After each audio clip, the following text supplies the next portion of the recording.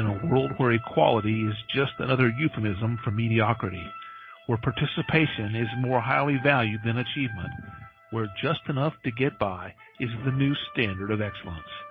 There is a small minority of people who fight back against such apathy, who struggle daily to reach new heights.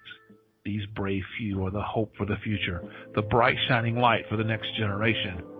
They are the ones who will lead us to the places we have never dreamed of, to the undiscovered country, to reach goals only a few can even begin to imagine.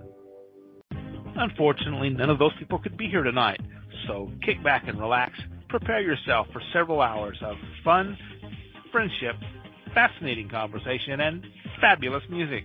All those F's, that's an alliteration and kind of a radio trick. Speaking of radio, you're listening to the most popular radio station in the history of broadcast radio, at least among stations that originate from Chris's living room. It's Curious Times. Your host is a curious listener.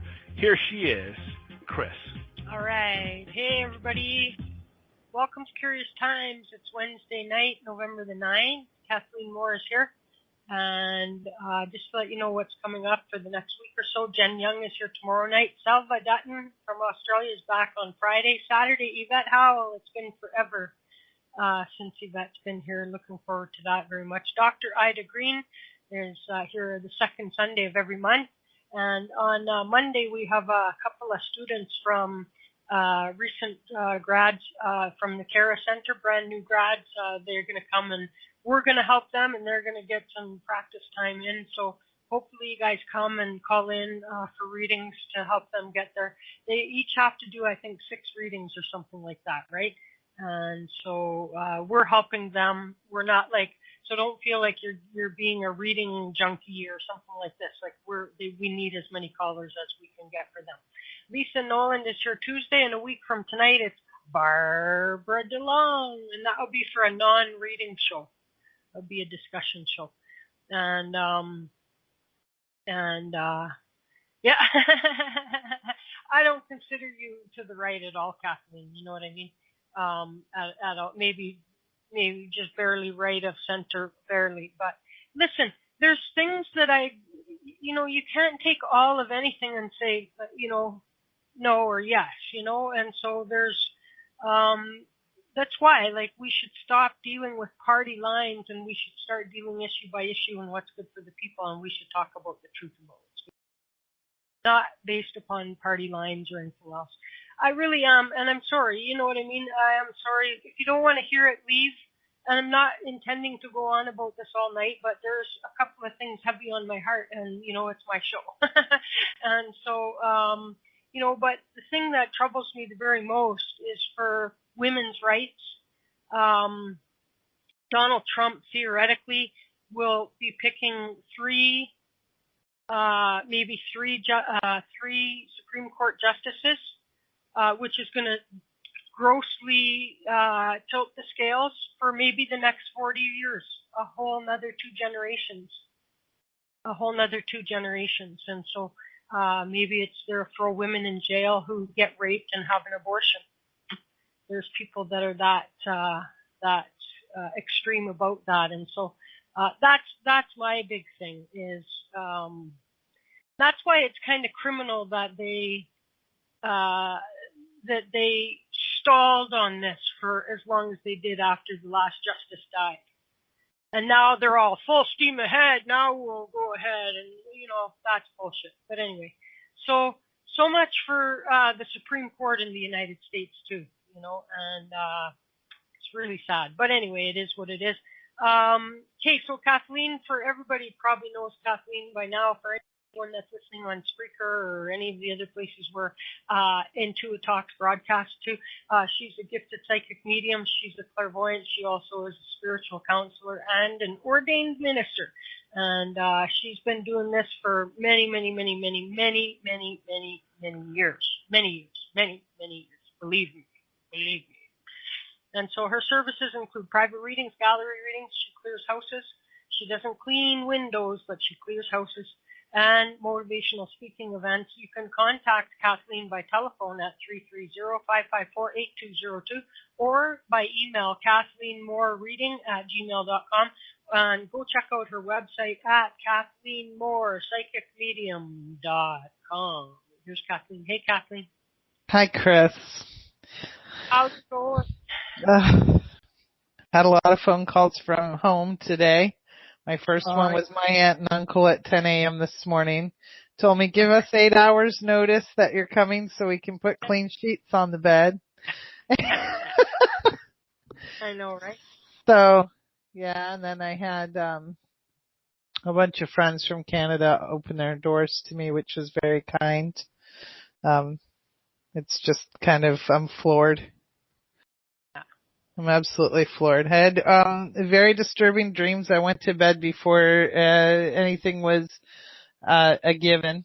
And two of my very close friends that are in a same-sex marriage came into my dreams. So I knew when I woke up, I knew that he had won before even checking. So. Most everything that'll be undone or whatever. Like, I can't even begin to think about it. And it's, people might go, well, you're Canadian, mind your own business and everything. Like, do you not get that what happens in the United States deeply affects Canada? Do you not get that? It affects the world. It affects the world. It affects the world, but I mean, we are right here. And it affects us greatly. And so, Justin Trudeau took the high road. He did a very good little announcement and congratulation thing.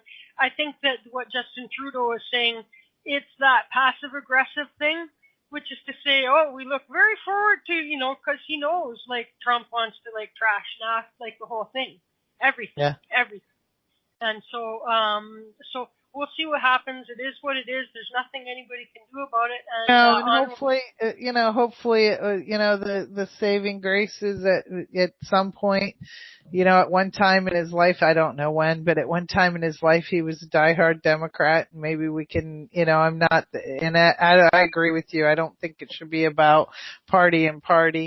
And I'm just, I'm sick to death about it. I'm sick to death about everybody saying, well, he's not a politician. We need it. But all of his cabinet and everybody he's surrounded him with are 20 plus years of Republican trash. So. But not only that, like, it's all the stuff, like, like that, like Hillary, who's never done nothing for 30 years, and then last night he's all like, we owe her a great debt of gratitude for all the work she's done for us in the United States, and I mean that sincerely. And, he's talking about, like, lying Hillary and all this. He's got, like, Chris Christie, who's got already some of his guys going to jail over the bridge thing, and he still has to go to court. Yes. And so, like, I can't and then Donald Trump has to go to court this month, later this month. He's always in court. He's been sued so many times. That huge Trump University thing, Yeah. And so the hypocrisy, it kind of fucks my head up. I am recording. It fucks my head up. Anyway, enough about that and everything else. I do know that I was getting I've talked before about, sometimes I just start feeling lethargic and headachy really bad.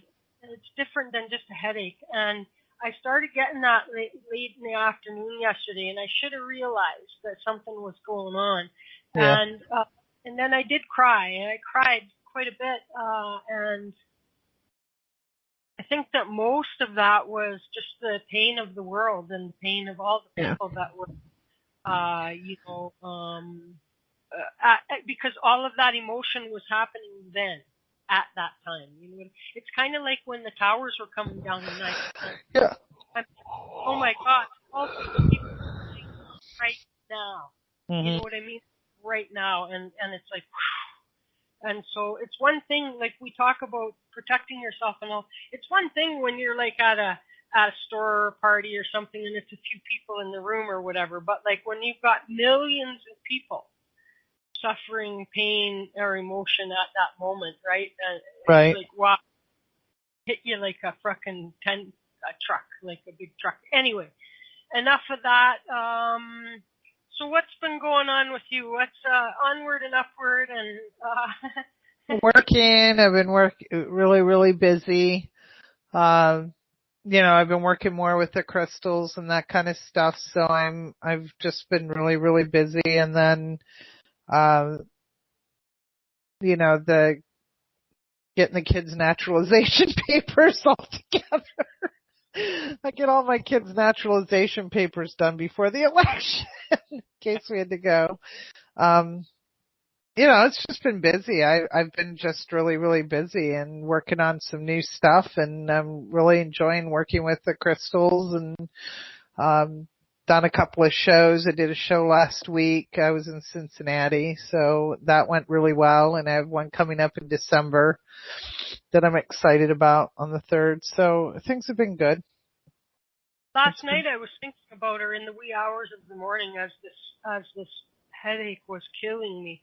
There wasn't I couldn't lay down to get away from it. I couldn't do anything to get away from it. And I was like visualizing, like, because then I going like, what stones are best for headaches and this and that. And I got some lavender out and stuff like that. But then I started getting this like almost like like a mobile, like a kid's mobile or something for over their crib.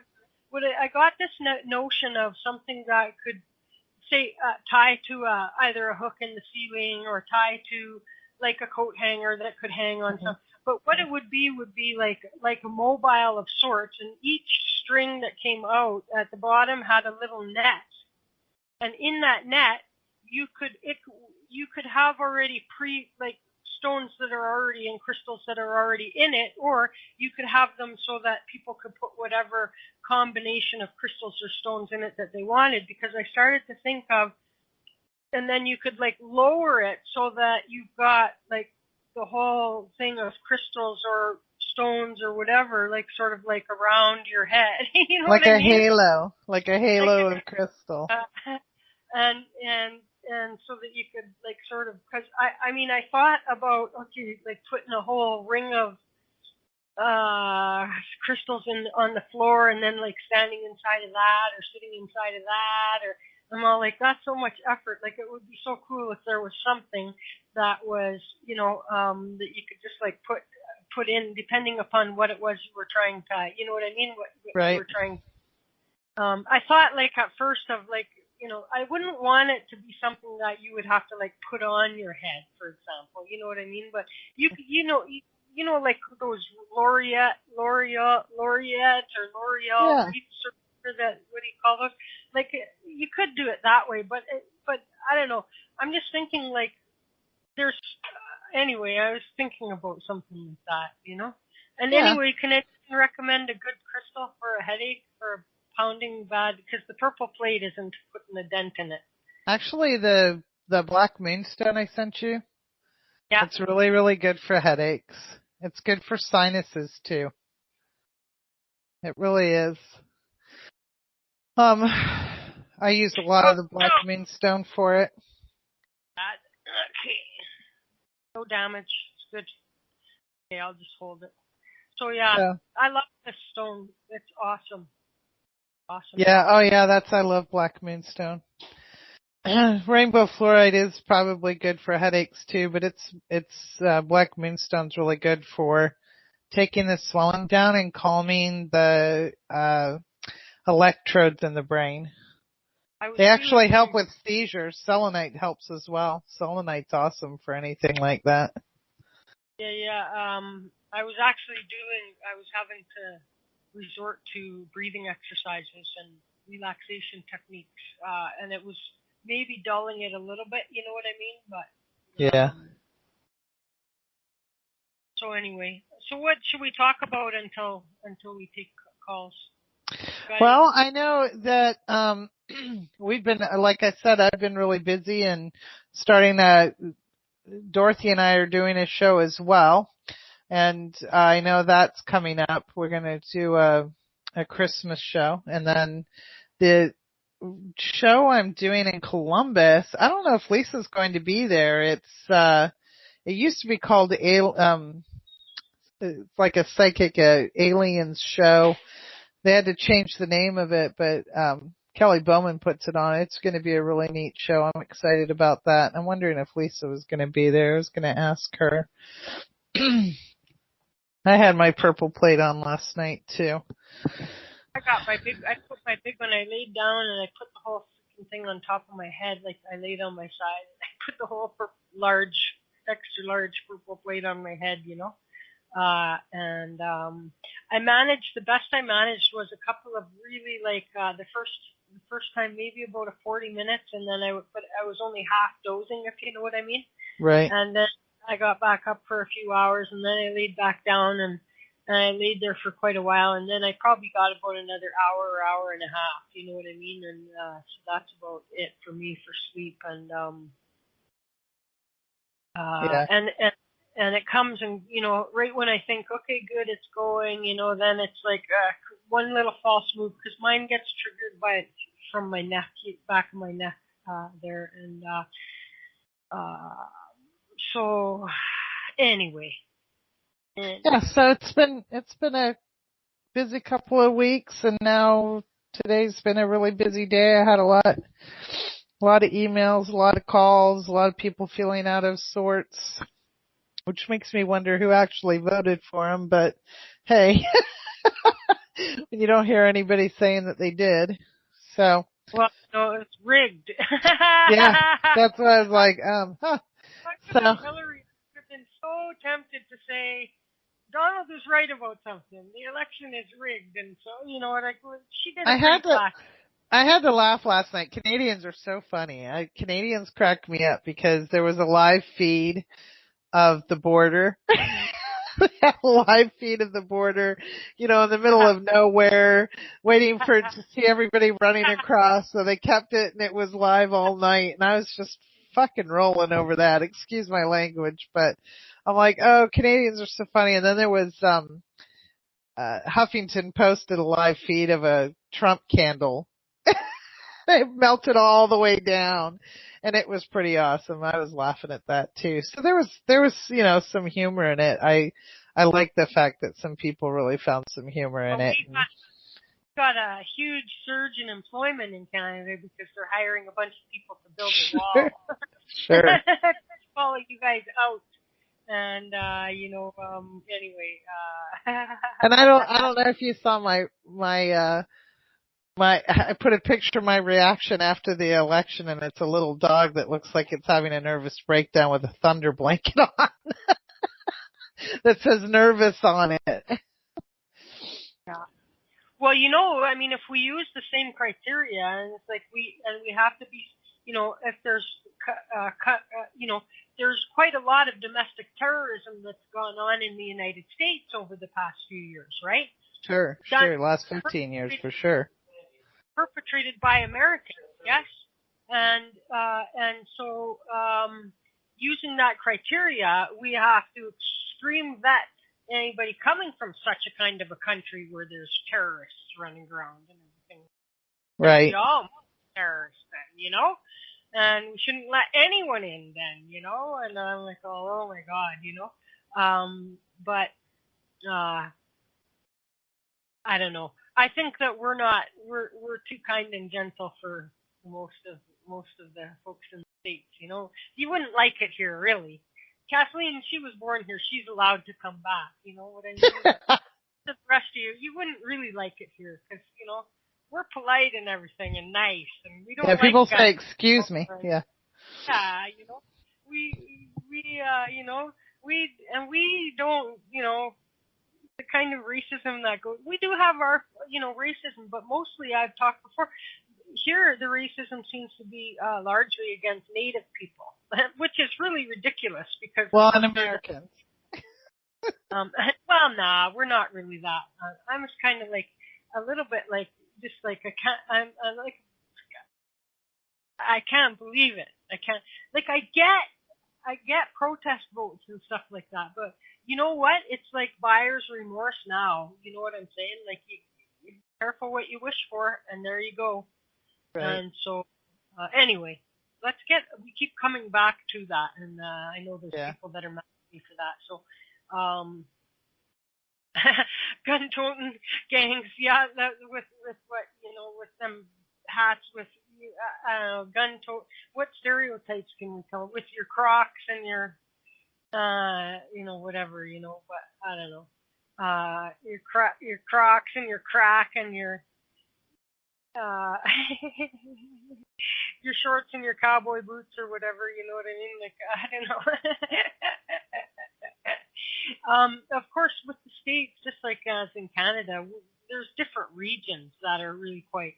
So there would be some regions in the United States that would be very, very much like Canada, and some that would not. Like if I could send all the right-wing creepos from Alberta over to Texas, and then we could take some of the nice people from, wherever there's a few nice people left up there, down there in the States. Zellers is gone. Zellers is gone. I think so long I was. I think that sometimes people, I've had the pleasure of living both places, and there's a lot of things I love about Ohio, and there's a lot of things I love about the United States, and there's things I love about Canada, and I really have had the honor of living both places. And I think that sometimes, people forget, Canadians tend to forget that the population in the United States is triple what it is in Canada. So you are going to have more issues because of the higher population. If Canada had our population, they would probably have some of the same issues. But there's benefits to being in both. I'm hoping that our next 4 years isn't going to be spent being split down the middle and people finding some common ground that we can work in. I don't know how. Yeah. I mean, there's another kerfuffle is when you get the popular vote and you don't win, and it's confusing, and it is what it is. It is what it is. But what's great and lovely about Canada is that we have much more. We have the most square foot per person in the world. In other words, we're not as densely populated, and so we have much more arm length around. We have more, and maybe that's part of it too. And I don't want that to change. You know what I mean? I don't really want that to change, and so I really don't want a huge influx of American people here. We got our own problems, and right. And, we got our own problems, and so.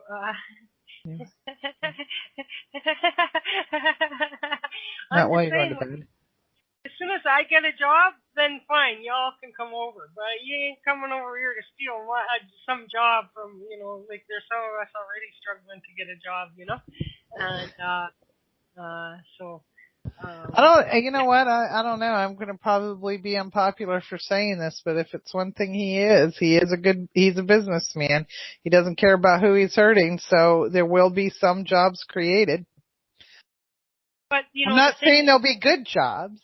No, and that's the thing. I mean, here's the guy, I don't know where those people's minds were at, but here's the guy whose starting position was lower minimum wage. And yet then he's going and talking to blue collar, telling blue collar workers that he's their savior. Can't forget that he is 6 times bankrupt. Yeah.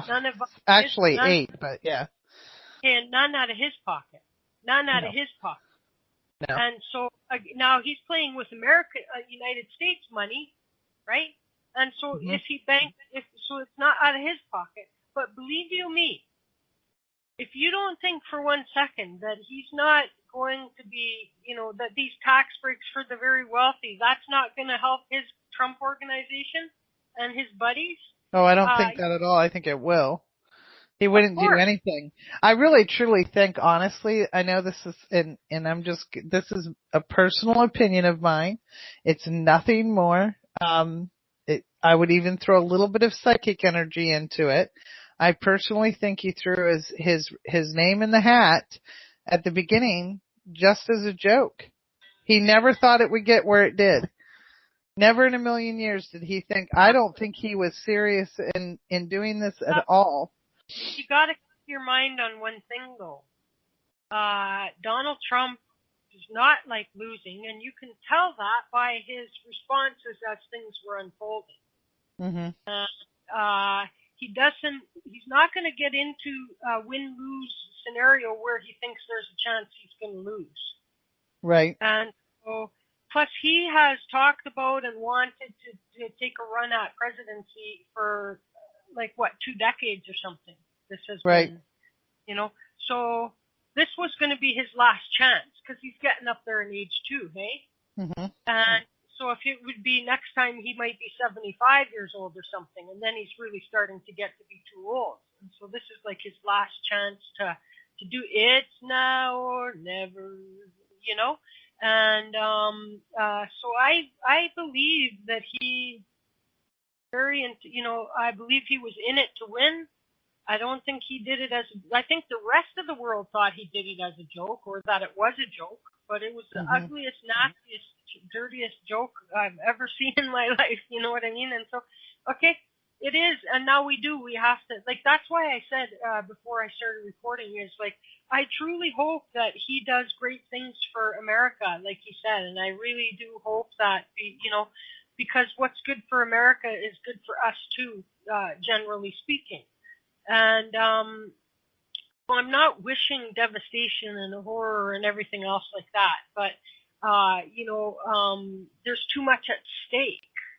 And so I hope that what my fear is that you already are seeing, say the Republicans, the House and the Senate, yeah? That's Republican. They're now don't now understand this.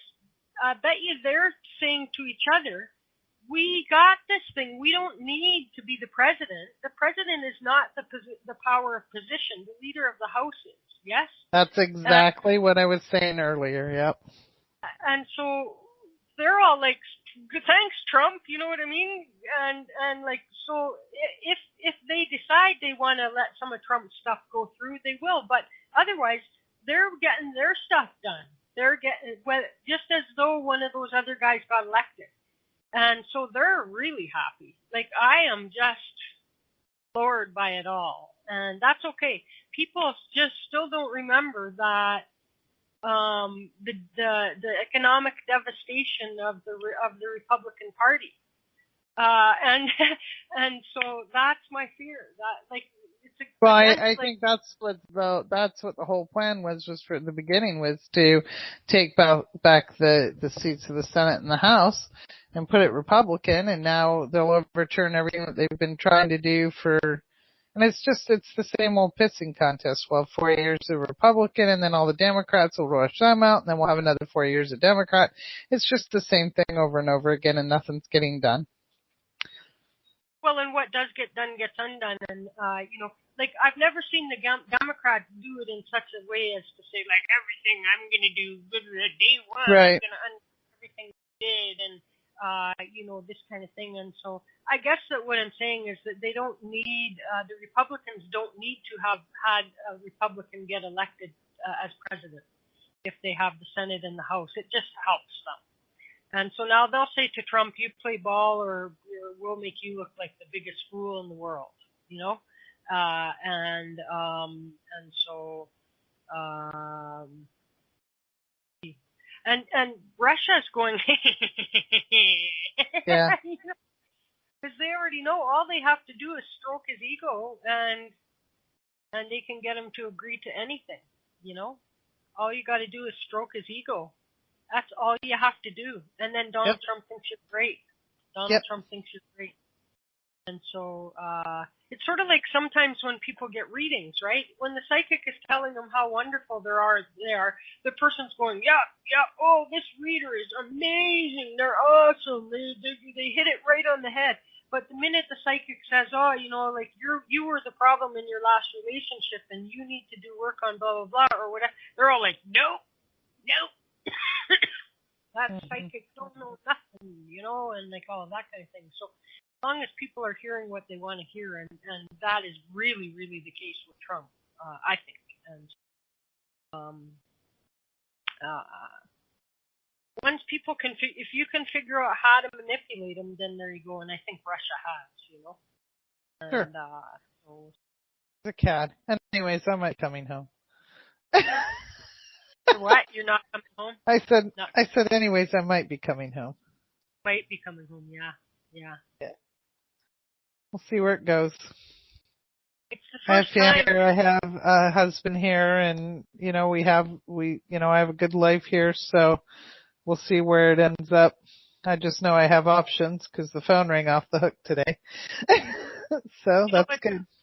That in my life, I'm aware of where half the population of the United States is in legitimate fear. I agree. Of the result of the election. That's really scary. That's not unlike a dictatorship. You know what I mean? I've never seen any.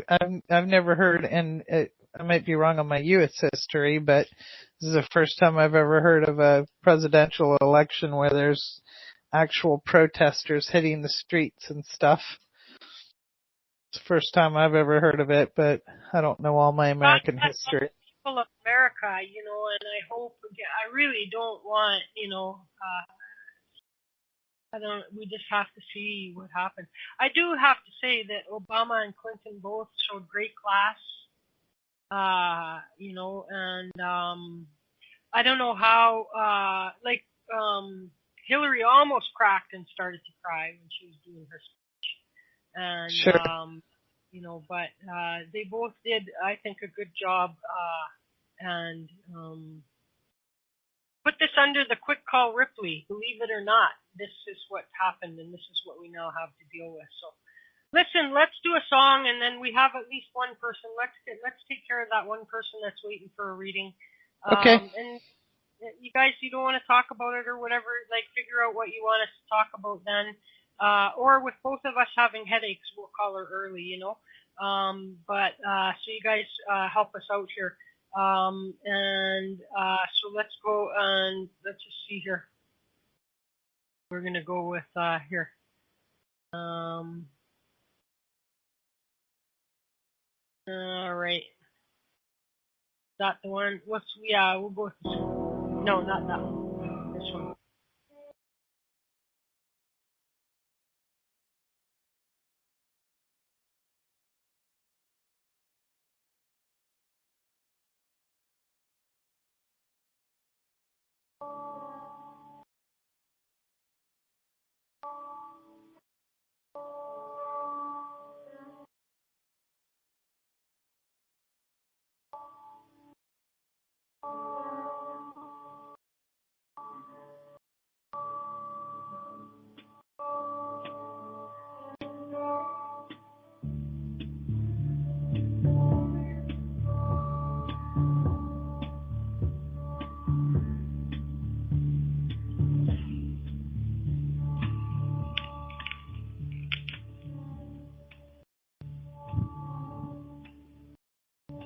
This is the end, beautiful friend.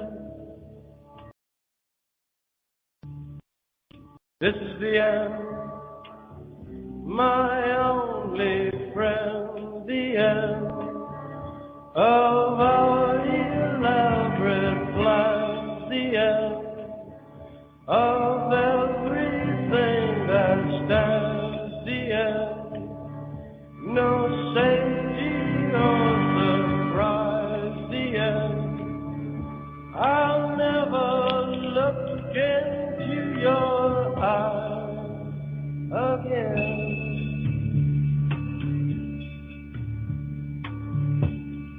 Can you picture what will be so limitless and free?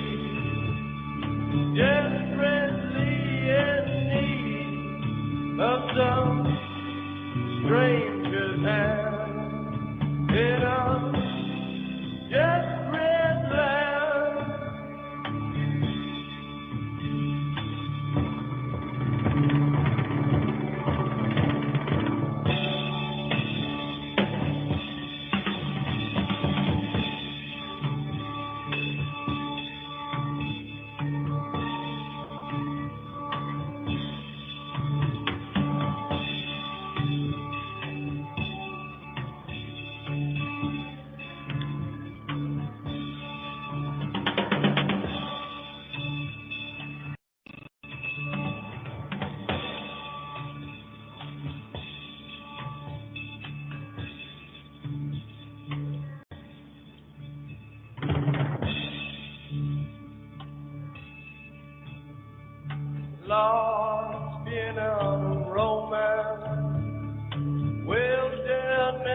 the pain, and all the children are insane.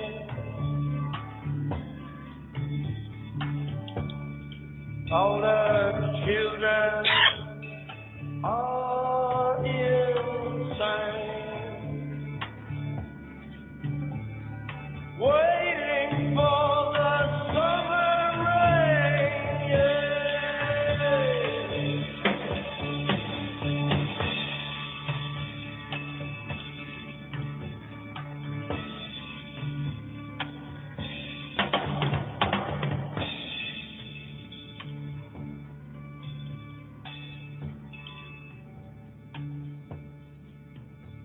There's danger on the edge of town.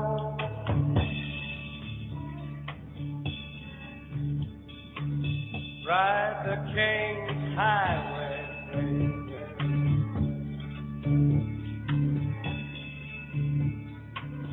Weird scenes inside the gold mine.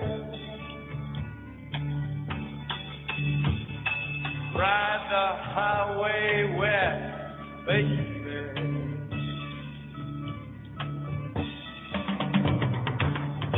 Ride the snake,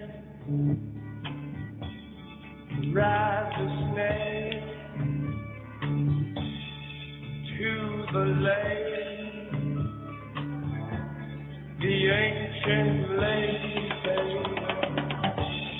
The snake is long, 7 miles. Ride the snake. He's old and his skin is cold.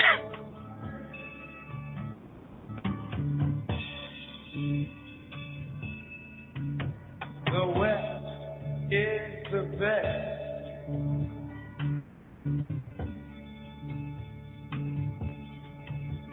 The West is the best.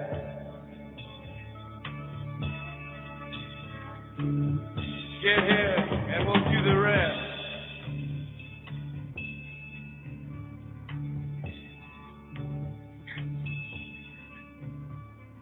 The blue bird is calling us. The blue bird is calling us. Driver, where you taking us?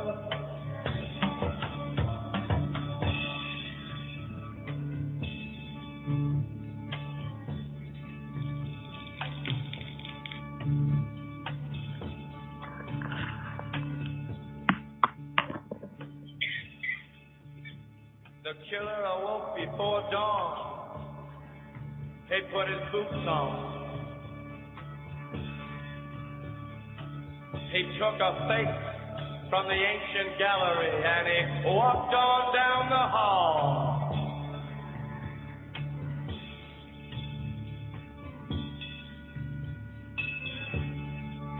He went into the room where his sister lived, and then he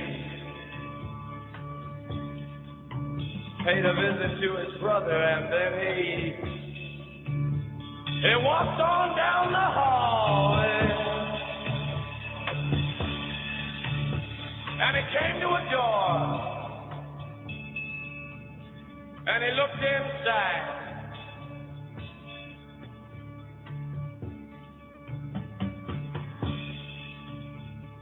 Father, yes, son, I want to kill you.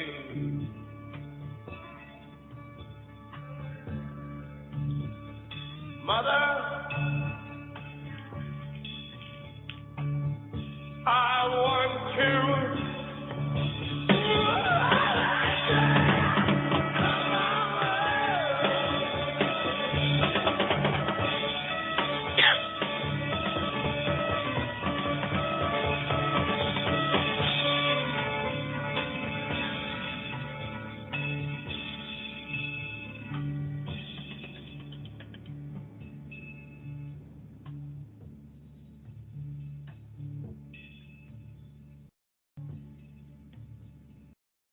Come on, baby, take a chance with us.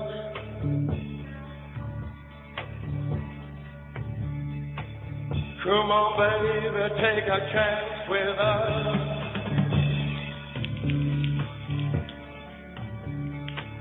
Come on, baby, take a chance with us and meet me at the back of the blue bus tuna, blue rock on the blue bus tuna. Come on, yeah.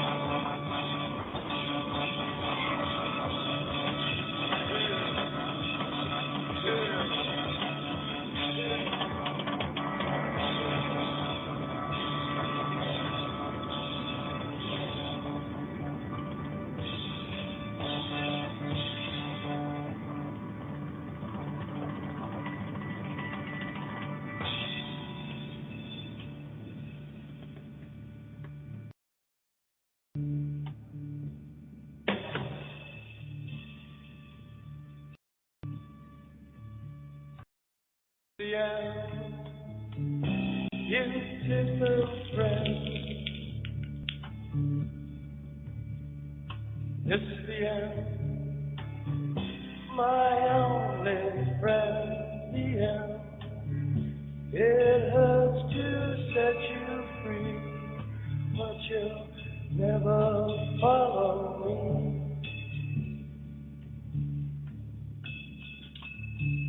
The end of laughter and soft light.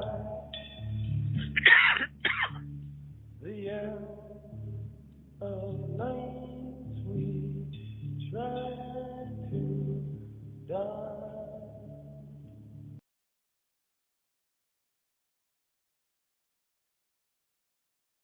This is the end.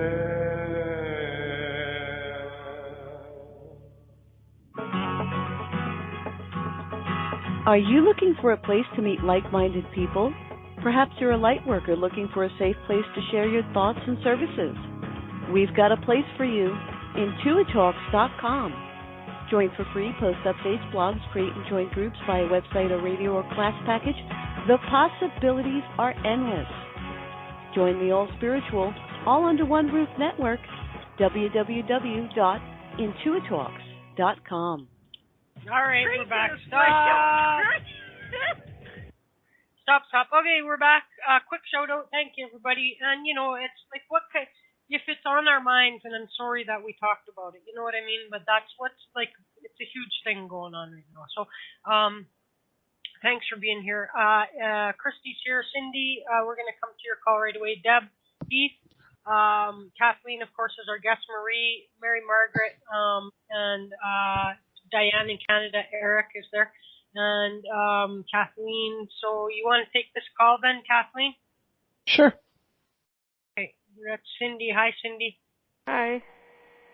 Hi, Cindy. How are you? Kathleen. I'm okay. Good. Question? Just anything in general? Do you have a specific question? Because I'll be honest with you, with everything, the amount of energy that's flowing around today after the election, I'm not using it as an excuse, but it would be really much easier for me to zero in for you on a specific question. It would probably be like related to my health. Okay. I'm not a medical intuitive, so I can't really give you much information on health. What I see with your health is that you'll have a little bit of improvement if you start listening to what your intuition and your body's telling you. Are you having trouble with back? With my back? Yes. Yeah, I have for quite a while. Okay. And have you been, I don't want to, again, I'm not a medical intuitive, so I don't know what I'm looking at. I'm not a doctor or a nurse, but I see that do you have a curvature of the spine? Yes. Okay. So I see that there's curvature of the spine, and are you looking at having surgery this next year? No. Okay. I actually see a little bit of a surgery, but I don't see it being a major one. So I don't know if that has to do with your back or if that has to do with something completely different. But I am seeing that there's, with the curvature and with what's going on with your back, that's aggravating another situation. And I do see a surgery, but I don't see it being a nasty surgery or anything. A surgery, and that's scary. Mm-hmm. But it's an in and out kind of thing, but I'm actually seeing some improvement with your health. Okay. Is there any messages from my daughter? I didn't, the woman that gave me the information gave me the impression that she was a mother. So, like a mother figure. Okay. So I'm sorry, I didn't connect with your daughter. Is your daughter passed? Yes. Okay. I'm really sorry to hear that. The woman that came through, how old was your daughter? Was she in her early 40s? Early 30s. Okay. Yeah, this woman looks like she's in her early 40s, so I don't know if she looked older when she passed. No, she looked younger, actually. Okay, she's very maternal towards you. This woman looks like she's in her 40s and very maternal towards you. I thought it was your mother. Oh, my mom passed, but she was in her 70s. Okay. Who is Betty? Betty. Don't know. Okay. She keeps telling me the name Betty. I don't know who Betty is. I don't know She's Betty talking about Betty. Do you have a friend named Betty? No. Okay. She keeps telling me Betty. She actually shows me pictures of Betty Boop. Did you collect Betty Boop when you were younger? No. It's really weird. Yeah, that is. Yeah, I keep seeing pictures of Betty Boop. She keeps showing me your back. She keeps showing me she puts her hands on your back to heal you. So she seems very, very motherly, very maternal towards you. I'm not sure if your mother felt she looked best in her 40s, her early 40s, but she keeps telling me she's your mother. So I'm going to have to go with it. I'm talking to your mother. Okay. And she's telling me that she's very much around you and that she keeps putting her hands on your back, but she also shows me putting her hand on your heart and then on your back. So like if she was putting them both together, there would be energy that would go between her hands through your heart area and through the chest area. Does that make sense to you? A little bit, I guess. I'm going through chemo again, so. Okay. Because she keeps showing me that healing energy. She puts one on your chest and then one on your back between your shoulder blades, so the violet energy goes between her two hands like she's healing you. Okay. So that's with going through chemo and stuff like that, what would be good crystals to use for that? Smoky quartz is excellent for that. Smoky quartz is very good at helping keep the blood strong and keeping your blood cell count up. I would use smoky quartz. I would also use rose quartz for love and calming energy. Anything purple like amethyst, purple fluorite, lepidolite, anything purple is really good as well, especially for cancer cells. But But I would definitely use some smoky quartz with that. Smoky quartz are really good for your cell counts. That sounds good. And I'm sorry, may I ask what kind of cancer you're battling right now? Breast cancer metastasis. I'm stage 4. Okay, because that's why she's showing me the chest area then. I'm really sorry. I've been dealing a lot with that lately with a friend of mine as well. And I read about that, yeah. Yeah, attitude is everything with it, for sure. Don't be scared to wear a fuck cancer shirt. Yeah. Because it does help. But I do see some improvement with your health. So I do feel that, you might get to a point where you're feeling a little bit better. Are they doing, how many rounds of chemo are you in? Well, I've already done 2 6-month rounds, and then now I'm starting one more 6-month round. Okay. And are they doing, is it for maintenance, or are you in your second bout? Are you doing the Paxil now? Bout. Okay. The first one I did paclitaxel. The second one was doxorubicin. And now this one is gemcitabine and citalopladin. I'm sorry. Hang on a second. My dog's freaking out. I don't know if she started freaking out over our energy or what.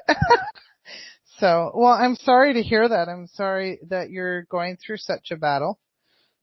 But I do see things will get a little bit better. That's good. What, are you in Canada or in the United States? I'm in Canada. Oh, well, that's good. That's good. Yeah. In Canada. I do feel that they're treating it aggressively, but your mother stepped up. I apologize that I was not able to connect with your daughter. I don't know if that's because her energy is with you and healing you, and that's where it's all focused on. But your mother steps up and she shows me that I definitely see this amazing violet light around you, and I'm sorry I can't answer more because I really am not good at being, medical intuitive. It is not my strong point. Mediumship is. So, I apologize for that, but I will put you in my healing meditation and prayers. I think that you're kicking its ass. Thank you. I like to think I am. I really think you are. So don't be scared to wear that shirt. I wear mine all the time. Yeah. Okay. Thank you. You're welcome, Cindy. Cindy, take Bye, Chris. Bye-bye. And, okay, so you guys, you don't want us to talk about what a white elephant in the room. So now somebody either comes up with a topic for us to discuss, or they ask questions, or they call in and generate discussion, or I turn on music for the next hour and let Kathleen go. And I go have a bath and just play music for an hour and let you guys chat. So let me know what you guys want. I'm going to play a song. I'm going to do a little bit more of a upbeat song now. And let's see. Let's get a good song. All the bad songs are like, when I scroll now, all of a sudden all the bad songs are jumping up at me. the collective energy of well, we're in mourning. Okay, let's face it, we're all in mourning. Well, some are in, half are in mourning. The other half are delirious. I know that Heath mentioned my tattoo, my nice sleeve. I'm all sleeved on both sides. This one's one of my favorites. See this beautiful little tree sprite right here? I don't know how you could sit through that. Like, you got a lot of pain tolerance or else. Oh, I know. I can sit through some tattoos. Okay, I'm going to play this and then we'll back and we'll see. This is one of my favorites too. See my little otter? Oh. Got a little shell.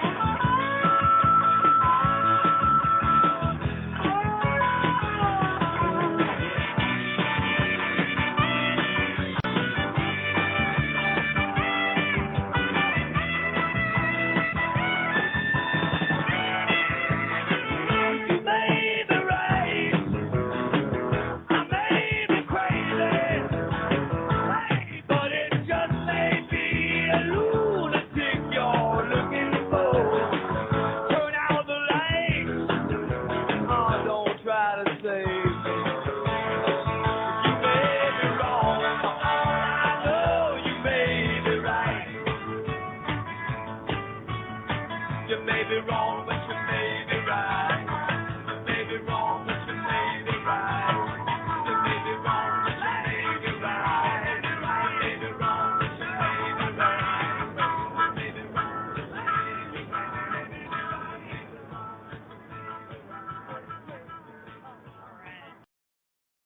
Hey, we're back. I don't really see Kathleen, anybody they're leaving. I mean, people left. And so we have a small group left here, and I haven't seen anybody proposing. Oh, there we go. I think mine is gifted. What's his gift? I'm not sure, but I do know he's always surrounded by many spirits. Often talks like he has lived before. He's 7. That's a lot like Amy's grandkid. So I don't know. Can you address that, Kathleen?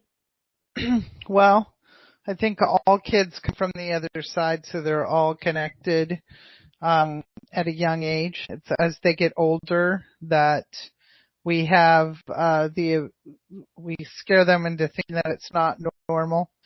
We start using the term imaginary friends. We start using the term of, it's just, how they're dealing with issues. Most kids do have memories of their past life. I don't think anybody's been here just once. I think, I don't want to call it recycled souls, but we've been back and forth, back and forth, back and forth. I think there's some souls that don't come back, but I don't think there's any really truly new souls on the planet. I think there's newer souls. And kids tend to have that connection to the other side. Now, I have a little bit of different take on the word gifted. I don't like to use the term gifted. I feel it's an ability, and it's an ability that you can help him grow. It's an ability you can help him understand that he isn't meant to take on the weight of the world on his shoulders. And if we had that opportunity when we were younger, I think, history wouldn't have happened last night the way it did. But anyways, you have to connect to, helping him is understanding. When you say you don't want to scare him, it doesn't sound to me like he's scared. It sounds to me like everybody's nervous about what he's seeing. And the problem with abilities that other people don't have is it makes other people uncomfortable. Now, if he tells you things like there's negative energies around, or he's scared, or that's usually what happens when kids realize they're seeing something that the rest of the world isn't, or the people in their family aren't. It's just a matter of figuring out the left and the right, or that I'm seeing, when I was very young, I put, the non-physical world into the form of a photograph, so it's like I look at a photo album inside my head, because that's what made sense to me as a child. So I separated them, and then when I connected to energies that weren't, I don't want to say unfriendly, but they were negative, or there was a negative energy around them, or what happened to them, I would call them the bad ones. I would call the good ones, because that's the only way I knew how to describe it as a child, because we're taught at a young age, light and dark, which causes segregation in the physical world. What you need to do is explain, if they're, like Chris says, we come from a long line of dead people. If all the dead people wanted to hurt us, none of us would be here.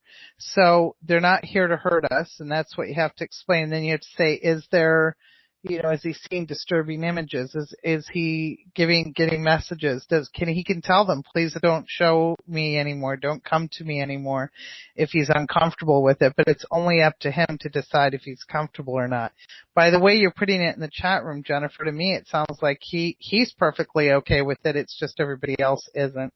And if he talks that he's lived before, he's remembering his past memories. The best, I think that's really effing cool. I'm like, write down what he says. Write down what he tells you. You can actually research most of that stuff now. And I think that, it's more important than to have the discussion that that's okay and but then to have the discussion that there's safe people to talk about that with, and then there's not people there's people that don't understand that, and that Yes. you're better off not to make it a dirty secret or anything, but just to say, there's some people that don't understand any of this, and they might look at you, funny or whatever. And so when you have these things you want to talk about, you could talk to grandma, or if the parents are okay with it or whatever, like tell the child who it's safe to have those discussions with for now until he's, when he's 12, 13, 14, you decide whether his friends want to hear about it or not, Mm-hmm. But it's not, he should maybe like be talking to teachers or whatever, or whatever about, or, in case you don't want him to be getting bullied or anything like that. You're right about that. I had some pretty bad experience with that as well, and Chris is right with that, and I forgot to mention that. It's not okay to hide who you are, but it is okay to think, I don't think that person needs to know everything about me. And sometimes this ability can make people very uncomfortable. So she brings up a really, really valid point with that. I remember I can't even tell you how many shrinks I was sent to. And I can't even tell you how many of them I actually described their dead grandmother and new nicknames and stuff like that when I was younger. I actually don't get names like I used to because of that, because it was such a strong reaction from people back in the day when they're like, there's just no way you should know that. I was lucky because one of those psychiatrists said to my mom, she's not crazy, she's gifted, but the world isn't ready for her yet. That's exactly the words he used. And, if he starts getting like where he's going to be getting psychic messages, or there's people, that they start to see other spirits and things like this, is like, don't tell the teacher that you see their dead husband beside their desk. You know what I mean? Like, don't do that. So start to teach when and where it's safe to express the the abilities or the things that he's seeing and whatnot. So that would be.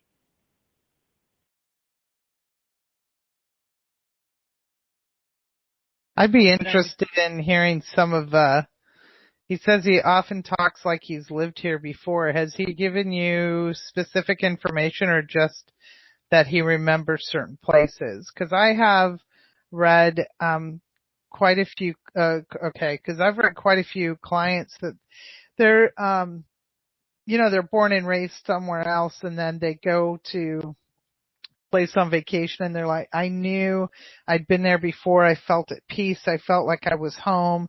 They felt connected, and they couldn't explain why. And that's because their soul recognized a place they lived in a past life. In my opinion, psychically, that's usually what it means. I had a really good friend I went to college with. One of her dream trips was to go to Paris, and she finally got to go a couple years ago, and she went with a tour group. And she was on when they were taking the tour, she said, oh, we're going to go left and we're going to go right, and this is going to be here and that's going to be there. And the tour guide says, oh, you've been on this tour before? And she says, no, I've never been here before. He goes, there's no way you could possibly know that. It's not something she could have Googled before or anything like that. And she said, it freaked me out so bad that the rest of the time I was scared to say anything, but she recognized everything. She knew where she was. She says, and I can't explain it. And I said, well, that's why you had the pull to go there. That's why that was your dream vacation. Obviously, you'd been there at some point in a past life. So sometimes the kids, my youngest is extremely, has a very strong ability for spirit and empathetic abilities. And I'll ask, when she was younger, she would tell me things like, I couldn't get her to swim, not to save my life. I put her in swimming lessons at 2 years old, and she would literally climb on top of the instructor's head and scream, I don't want to drown again. I don't want to drown again. And I'm like, and the instructor would go, has she had a bad experience with water? And I'm like, no, never. There's never been a moment where she's had and then I thought, well, I'll ask her dad. Her dad said, no, never. And up until she was 6 years old, she would panic if she was in water. I would put a life jacket on her and she'd still grip with tight, and I'd say, now, Elaine, you're being ridiculous. And she'd go, I don't want to drown again. I don't want to drown again. And at 7 years old, I'm not kidding you, she jumped in the pool and swam like she'd been swimming her whole life. And I said, what the hell?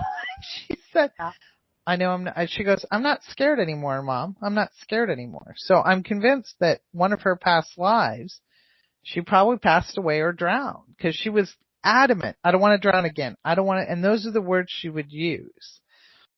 And then I knew that. I'm like, oh, she's remembering. She's remembering. And I'm sure that was probably her most recent. And she's but she's had trouble at school. I said, well, does it embarrass you? Because she tells people, what my mom does for a living. And, I said, you don't have to tell people that. You can also tell them I was a naturalist because I did that for years. And I don't want you to ever have, and she goes, well, I'm not embarrassed if they don't like me for what my mom does for a living. She goes, I don't want them as friends anyways. So, sometimes it's but my older child, it was a little bit different for her. It was, Elaine's friends will come over and one of them was staring at me once. She's like, I've never been this close to a real life medium. And I thought that was really kind of funny because I'm like, well, you probably have, you just don't know it. Yeah. Exactly. But my oldest, it was, she was like, people really gave her a hard time when they found out what her mom did. So. I mean, the beautiful thing is that it's easier for kids these days, than back in the day. And so like when Kathy from Kathy's Distant Echoes was a kid first, she was in and out of psych facilities. Her parents put her away. Mm-hmm. And they were nice about it. And it was a thing that kids were, punished for and made to, they were, and it alters your whole way of being when that happens when you're young, when that's the response you get from the adults around you. And, the statistics continue to show year after year, a bigger percentage of the population believes in the afterlife, believes in ghosts, believes in psychics, in communication with the dead, believes in past lives. It becomes more and more acceptable then. It's not unlike any of the other things that society is growing into, such as, people can safely be in same-sex relationships now in some places. In other places, they'll get the shit kicked out of them if they're seen walking down the street holding hands, Right. But there's a wider acceptance of it. And so, I think that in another generation or two, it's not even going to be it's going to be, It's easy, yeah. That's almost the thing, I can walk. Right. People go, yeah. You know what I mean? It's going to come to something like that. Maybe another 1 or 2 generations, I think, Absolutely. And I think the generation now, when we were talking about, earlier I said my empath abilities really aren't connecting right now because I'm trying to wrap my brain around everything. I really feel that Mother Nature is righting herself and these kids, this generation or Elaine's generation, they're questioning everything. They're questioning everything and they're telling us what they already know. And there's no convincing them that what they know isn't right because they are coming from that inherent ability with psychic strength. Now I know Jennifer said he refers to things from her past and he says when I get big again. So he obviously is tapping in psychically enough that he is remembering, because kids pick their parents. They do pick their parents. They pick their grandparents. When they come back, I'm not, maybe he picked his parents to come to be in your life and there's things about your life that he'll remember. He'll see that what I call the movie reel because that's the only way I know how to describe it in the physical world. Before he came back, there was that movie reel. But if he was big, then he knows he lived a full life or he lived at least to adulthood or what he felt was bigger. A lot of them do that. You can get him to either write down or you can write down what he says or you get him to draw. Show me in a drawing. Mm-hmm. You know what I mean? But I like the idea of, if you can get particulars these days with the internet and everything else, like there's things that can be researched a lot easier. And you may be able to actually zero in and find out, identify potentially who he was in a past life, There are 3 incidences you could probably Google on YouTube. There is one incidence of I think he was 7 to 9 years old, a boy who remembered his past life in World War II, that he was a pilot. He remembered the people he served with. He remembered the ship he served on, where his plane went down.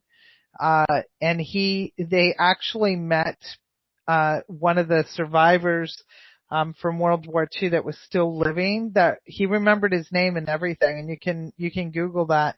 His parents actually took him to where his plane went down in Japan or over, so he could have that closure, because he truly remembered everything about his time in the Navy and, being a Navy pilot.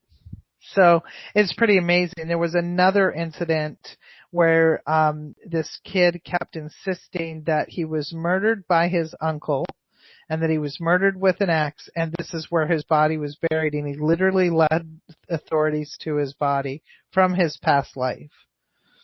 And he was murdered. They say that they were. That's one from East India or wherever somewhere. I believe it was in India, but they actually documented it.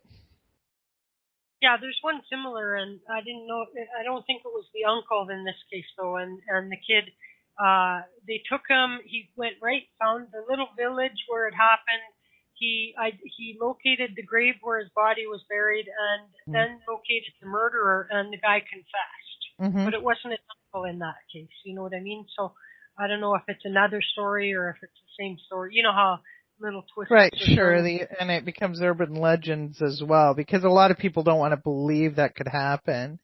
But like I said, I mean, I definitely know that Elaine really truly remembered from a very young age that water was, unsafe for her. It was like overnight she learned how to swim and just started going. And I see that a lot in my readings as well. I see some people have, they'll come and they're like, I'm just so scared. I know I'm going to die in a car crash, blah, blah, blah. And I said, well, why do you say that?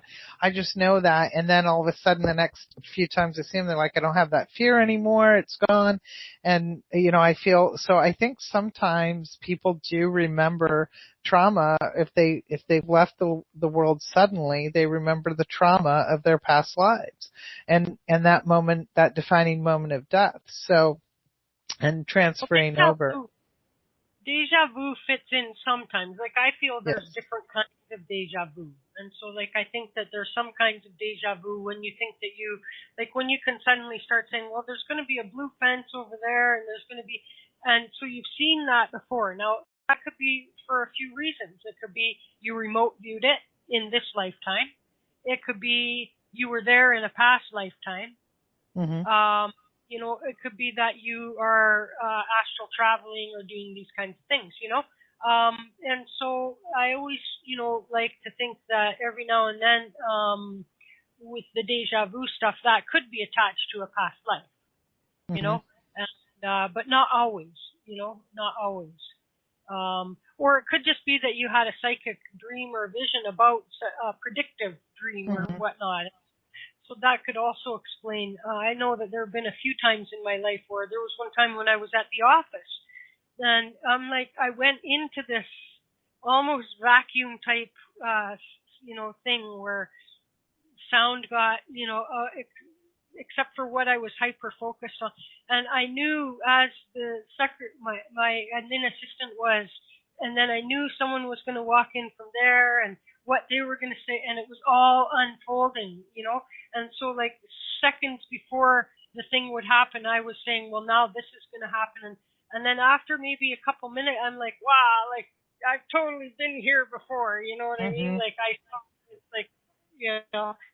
Now that can't be, so that has to be like that.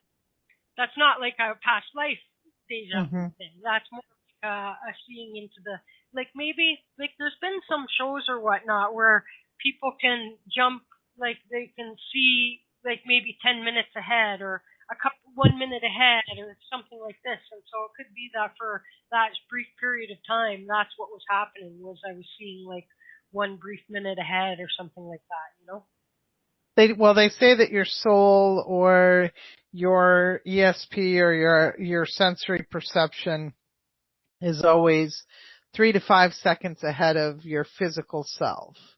So that they do say that a lot of people, when they have the blip on, I call it the blip on the radar, where the blip on the radar hits, and they say deja vu, it's because that time came. Now I feel that deja vu is in my experience, and again, I use the term personal opinion because I think everybody taps in to their ability to connect to that collective energy differently.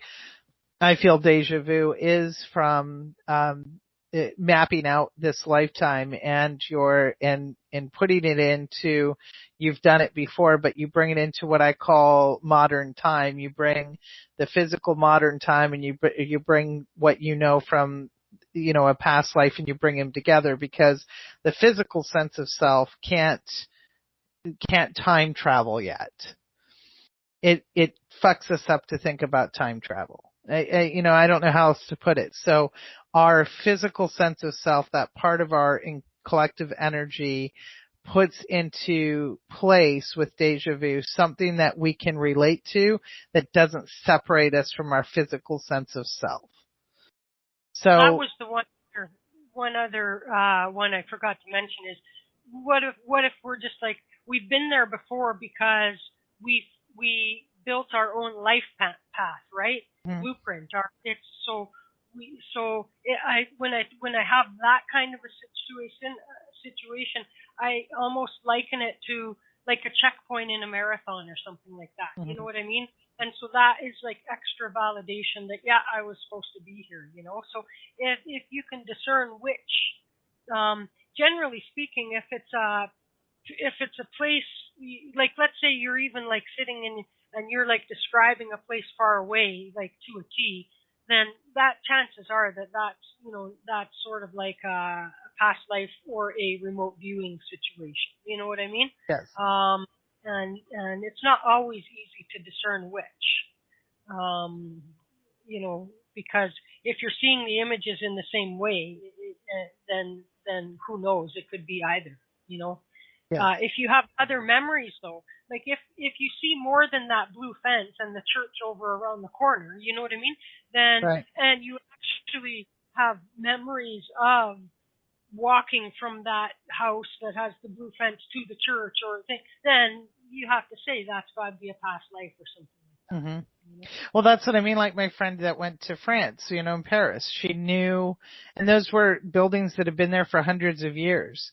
So, but they weren't historical buildings that you could Google and know that they were there. Like she knew about a cobbler and his sign and everything like that. And it was a business that had been there for over 200 years, but there wasn't anything on the internet about it. So the guy was like really taken. He's like, how did you know? And she says, I had no idea how to answer him. She thought I was this, seer from, she's like, I don't have any idea how to answer that. So, I think that there's a lot of people that worry about when they have that, the sleep paralysis, or they feel themselves jerk in their sleep and they're scared that if they see their body, they're above and watching they're floating above their body. They're scared of the separation from body and self. And there's no way that's going to happen. And I really truly feel that it's past life memories and we're putting with it because of our conscious brain can't deal with the subconscious, and we do need to be tethered to our physical life here. If everybody could do what I do, nothing would get done. If everybody could do what Renee Richards does, nothing would get done. That's, you'd be spending all your time in that peaceful connection to a higher power, higher vibration. We're all here to learn something. So, because people are like, well, do you think everybody has abilities? Absolutely. I think we're all part of a collective energy. I absolutely believe that some of us fight that ability, some of us do not. I do think that it's like anything, with practice and experience, you'll connect with it more and you'll not have that self-doubt. Now, does that mean that everybody's going to be a medium if they practice every night? No, because some people aren't going to be able to handle that part of their ability. Sometimes the ability is being customer service or a surgeon or trusting or a healer or a masseuse or a nurse or an artist or a musician, we all have something that flows through us that we pull on from our collective energy or our higher sense of self. So I really do feel that is a big part of what deja vu is. I think deja vu really connects you to past lives and memories. So. Well, I mean, yeah, it can. But I can't discount that when people think they use the word deja vu, that it can still be something from this lifetime, either a premonition that they already had, or, again, like I say, I think commonly, without people really considering, is like that's like a checkpoint on their blueprint, on their life path. I was meant to be here. I wrote this in for myself. You know what I mean? Right. And so. So yeah, I think it's cool though. And again, I guess we don't have to have something to call it either. You know what I mean? Mm-hmm. We know that it's happening and acknowledge that that's happening and that kind of thing, then. Well, Deb brings up a good point too. She says, I used to have deja vu all the time and now I don't. And that, again, that to me, that just says, to me, it says exactly what I was thinking. I'm thinking that's probably you have deja vu up until to the time that you lived. And then in your past life you probably passed. So now we're in a new part where you're not going to have the deja vu as much because you're past that lifespan that you were in your last life. So I have a lot of that. I'll be right back. I have to let my dog out. She's going nuts again. So I'll be right back. Okay, that's cool. So I'm going to play a song, and then we might wrap, you guys. Okay. Or I could just play for the rest of the time. If we have another question, that's great. We can do that too. But go ahead, Kathleen. Okay. And let's just see here. Okay, well, let's go with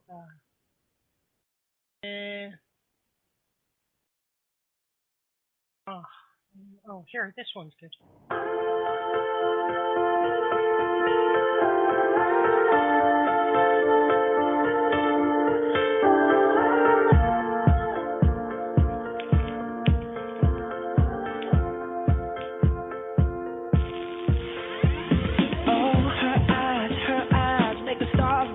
They're not shining. Her hair falls perfectly without her trying.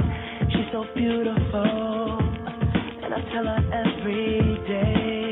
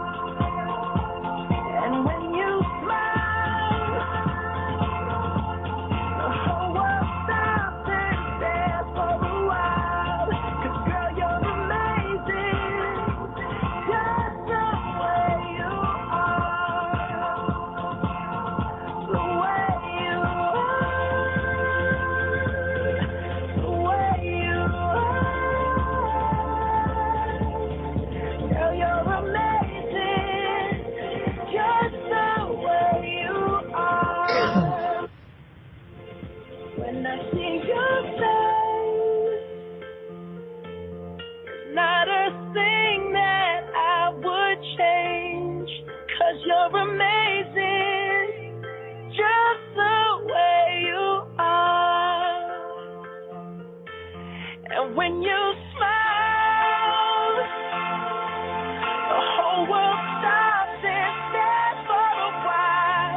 'Cause girl, you're amazing, just the way you are. Yeah. All right. Okay, so we're back. I see that Christy's there and Deb's there. Like, if you guys want to unmute and talk, that's fine. You know, you can do so now, or we're going to wrap, or I'll just play music or something. Go ahead, Kathleen. You had something to say? Oh no, this dog's driving me nuts. I don't know. She's just picking up on the energy. She's a really sensitive dog. The full moon coming. I know. She's Hello. a great Dane. Oh, hi, Christy. Yeah, I know she's a Great Dane. Big girl, eh? Yeah. Hang on. Diane's there. Hi, Diane. Hi, Chris. Hi, Deb. Hi. Hi, Diane. There. And Christy is there. Okay. And Christy. There. We haven't heard from you in a while. So, Diane, what's the status? What's the situation? I don't know about what. I'm so confused. What you were talking about was interesting. I hadn't heard from a friend in maybe 8 months, and I thought about her and mentioned her to a friend, and then she emailed me yesterday, like after talking to her and thinking about her, and then we met today, and she kept talking about Betty Boop, and Kathleen was saying Betty Boop. Right? Oh, no. So that's where I was picking it up from. Yeah. She got into a big fight over Betty Boop with another friend because she bought Betty Boop car mats for her car. And I just kept thinking, that's funny, you know, just saying Betty Boop, right? She was so offended that someone would make fun of her car mats, you know.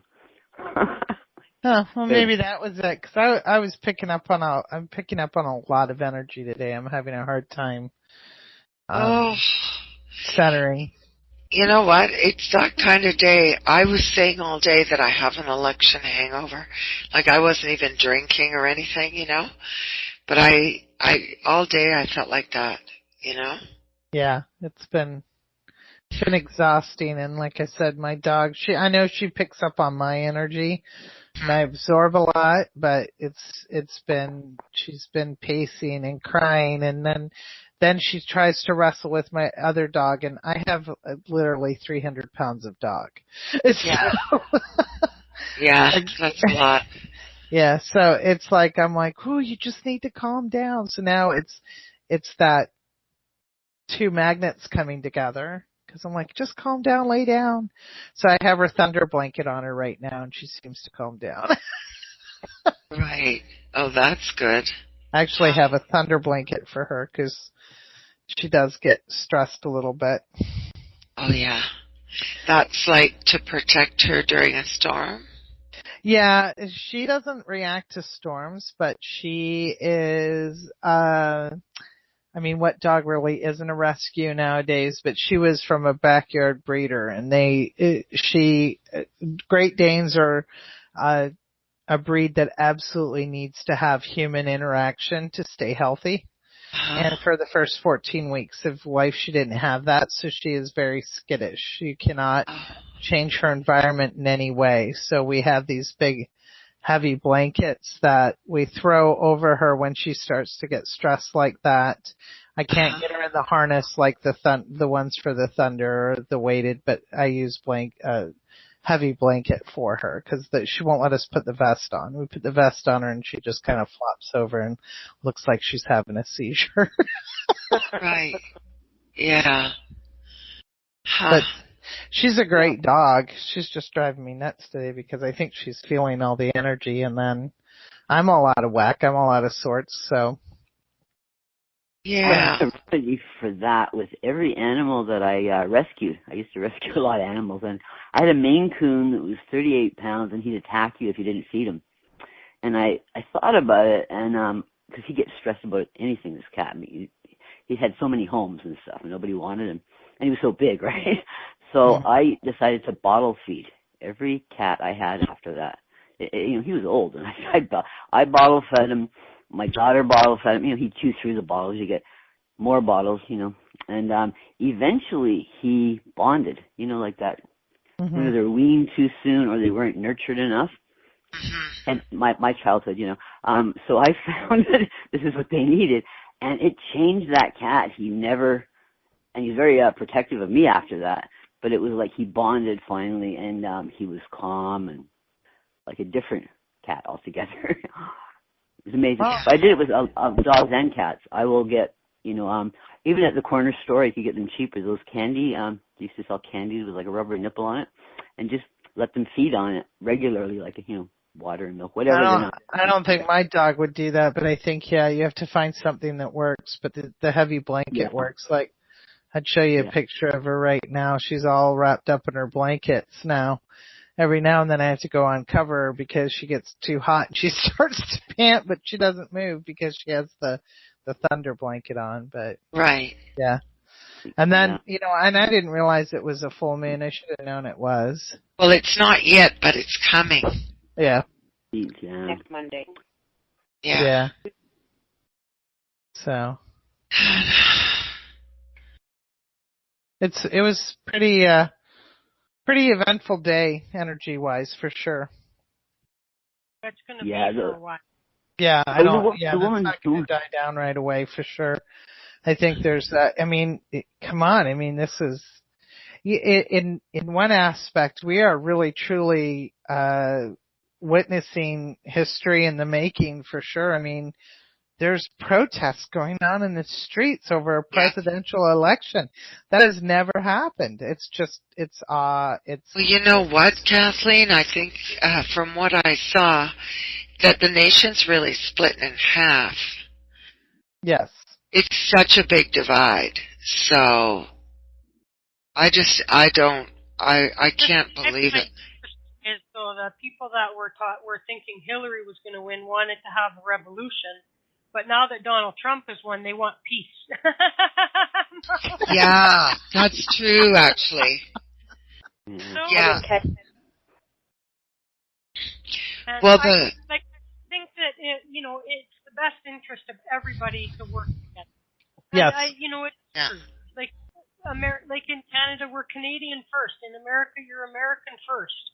And, when you stop and think, like, this kind of stuff destabilizes the whole country and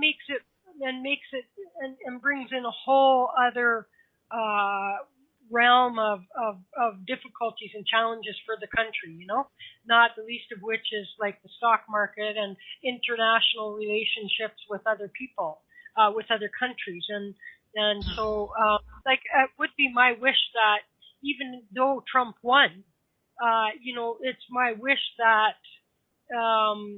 let there be peace and, let it play out. Let it play out. And if, don't forget, there's still a thing called a recall, right?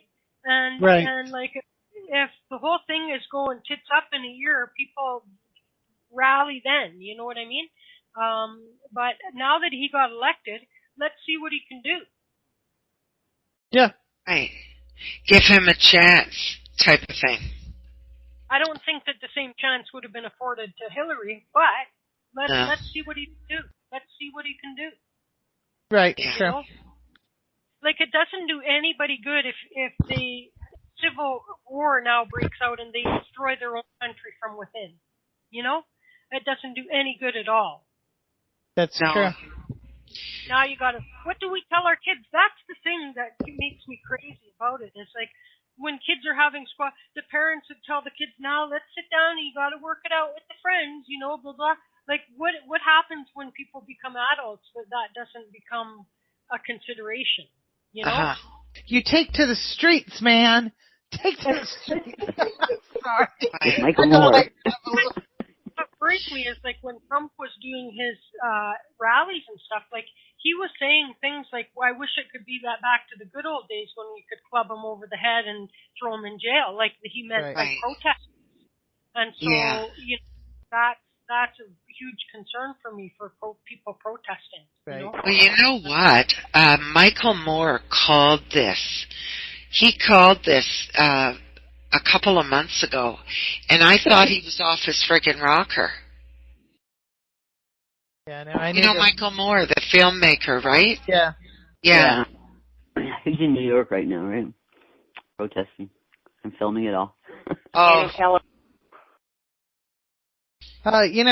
He's made some very controversial films that were not popular with the government for sure. yeah. He's just not. I don't think it's about him trying to get that next film. I think it's really about him exposing what's not right. But yeah, it's been a little overwhelming. I had some readings today, but a couple rescheduled, and I'm glad that it worked that way for for all of us, because I think they just, both those particular clients are very empathetic, and I'm sure they were feeling all the energy as well. So Right. I don't know if you all saw my post that I am on a new computer right now because I lost my mind with my electronics this past week. Uh-huh. My phone blew up, my computer blew up, my tab, everything blew up within 24 hours. Oh my God. So I had to go get this computer, and I got this new computer, and honestly, I am not good with electronics or technology. I couldn't get past my login stage on my other computer. I've got to take it in and see if I can get it fixed. So I have a backup one, but I got this one, and I got it all set up, and I was doing really well and had my Skype set up so I could do, Skype and my Skype readings. And the next day, this computer wouldn't let me in past the login stage 2. So it turns out that it's a Microsoft issue. So I had to actually have a friend of mine's son walk me through bypassing the login page and resetting this brand new computer. So it's been a rough week with just energy in general. I thought it was just the energy in general, but then, like earlier, I've been dreaming a lot and really, really getting some very strong messages in my dreams. Before I wouldn't remember my dreams, now I remember them, and I know I've been getting messages, I've been writing them down, and I got a very strong dream the other night that Mother Nature is trying to right herself, and when she's trying to right herself, she has to bring attention to what's wrong, and we don't listen until something monumental happens. And I believe the election was not just nature-wise, but I believe that was the monumental turning point. And now it's going to be there's going to be chaos, and then there'll be calm again, but she's righting herself. The seasons are changing. We're getting warmer weather. Things are changing, and we're evolving, and Mother Nature's righting herself. So I really feel that there's going to be some I'm very connected to Earth energy. I predict that we're going to have some pretty monumental natural occurrences in the next 6 months for sure. You mean like weather ones? Yeah. Weather ones, I believe ocean, I think both good and bad. I do not have I do feel I have I don't have a good feeling about what's going on with Standing Rock. I don't have a good feeling that's going on with the ocean. I also feel that some things will come to light with some rainforests and stuff like that. Now, on the good side of that, I definitely see that we're going to see a turn in technology that's going to be a renewable resource that's going to help us be self-sustaining. I don't think we'll have I think this is the storm before the calm rather than the calm before the storm. Yeah, but how big a storm is it going to be? I guess is what I'm wondering. I think we'll see a very brutal winter once it hits. I think it'll hit late. I think February. Yeah. I think we'll hit February, and I think that we'll see major weather occurrences over the Pacific Ocean. Probably not Terminators from the future, Eric, but... Right. Well, We had 21 Celsius, yesterday. It was almost 22, and it broke a record. And then today was almost as warm, And this is November. Like, usually we have snow that stays often by Halloween, Yeah. So I don't know. I think she's trying to right herself, and the way to, I guess I shouldn't. It sounds like I'm doing doom and gloom, and I'm not. I really am not. I think there's a lot of good stuff that's coming out of it as well. I do think, Eric, you start talking about the Terminators and stuff. I don't think it's a bad thing. I think we're going to see a turn in technology this year. I think we're going to see a couple of really amazing medical breakthroughs. These aren't just, I'm not, doing a Nostradamus type of thing. I'm just saying that I really connect to nature energy and earth energy, and I'm feeling a shift. I can't talk for the Tao or the politics, but I do feel this is the storm before the calm, and I do think that we're going to see, we just have to adjust. We're evolving, and it's not the strongest that survive, it's those most adaptable to change that don't fight it. And it's like Chris was saying, we have to start looking at this in a different way, and it's about those that are most adaptable to change, and everything's changing. So it's just overwhelming when it hits us all like at once like this. So, well, and what are we being focused off of? I hate to sound like a conspiracy theorist, but why is our attention being so pulled in only one direction right now? That's what makes me nervous. Well, my take on it, I agree with what Chris is saying, because I was seeing a lot of posts. Like when I go on Facebook on my phone, I only see so much because it's an old phone, right? And it's slow. But a lot of posts that I was seeing were exactly about the peaceful sort of thing. In fact, even to the point where you send good vibes to this person, even though you may not agree with him. And,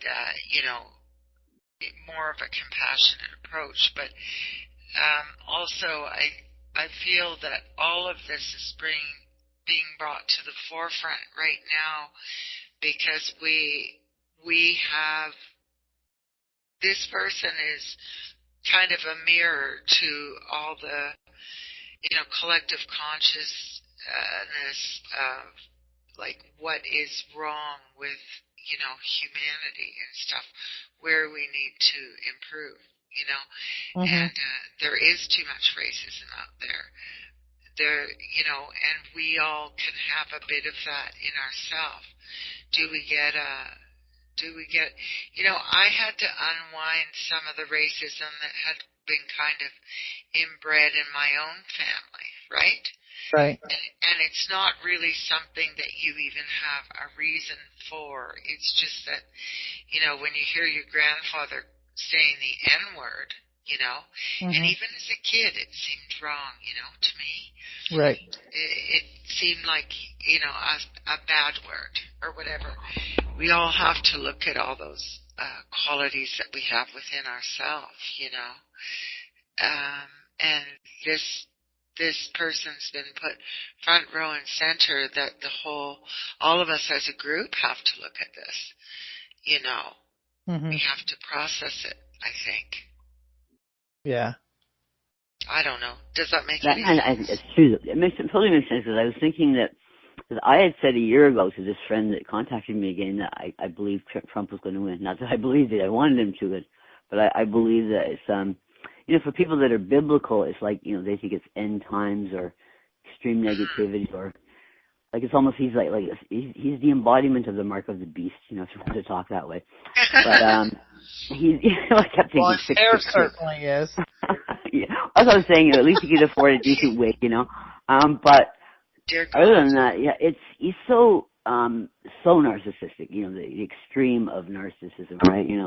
like Chris was right, because a true narcissist, which he is, like the malignant type they call it, you give them 3 compliments, one physical about themselves, one mental, one sort of psychological, and they will do anything for you because they think you're God, because they are so loving of themselves. It's a self-love, but it's a deep self-hate, right? But anyway, it's like he's the darkness that we have to see. And it's going to give us, I got this in a dream last night, it's going to give us all faith. Some people will go back to maybe religion even, to an extreme, but they may have to, because it's shaking up their whole foundation. So people that have defragmented into maybe I've dropped Judaism and now I'm a Christian, or I've dropped whatever, now I'm just spiritual, may be drawn back to whatever that they need for faith. Well, I don't know if he's the devil or the people he put in power that can actually make the decisions. The president really doesn't have much power. Right. Exactly. Yeah, actually, I saw in a dream. It was the real weirdest dream last night. It was that they were showing him around the White House and showing him his job, and they wouldn't show him where the things that he needed to do, like the red phone with the red button to push. They wouldn't even show him how it worked. Like they were like just showing him, like, this is a coffee maker, and it was it was like a farce. I couldn't make it out, but I thought idea. Let's not tell him anything, right? The White House will have mirrors. The White House will be absolutely redecorated in mirrors. Oh, like something out of a 70s movie, right? There's going to be mirrors everywhere, and I'll tell you what words of advice my father always gave me is he would say, Kathleen, never date anybody that looks in the mirror more than you. Never date a man that looks in the mirror more than you. Yeah, exactly, for sure. And I thought, well, and then this morning that was my very first thought is, oh my gosh, how many mirrors are going to be moved into the White House? I don't think he looks at mirrors. I think he looks at portraits of himself. Portrait of Dorian Gray, right? Yeah. But he's not so good these days. At the time when he looked pretty good, you know what I mean? But he doesn't look like he can't look at a mirror. What about that hair? Like if he looked at a mirror, you would think that he would fix his hair. With narcissists, they don't see themselves. They see sort of like remember the book, The Portrait of Dorian Gray, where that was a story about the image of what he wanted to be or what he perceived himself. Their perception is so warped. They see themselves at the best of their lives. Like the most gorgeous. They may even they're like Elvis or something in their head, so they'll see Elvis in the mirror, right? Yeah. But deceit of self in society. I mean, him, it's like he's looking at print pictures of him with all the sexy women back in the day. When he was younger, he wasn't an ugly man. You know what I mean? No. And that's probably still the image he has of himself. And that's what he sees, and believes.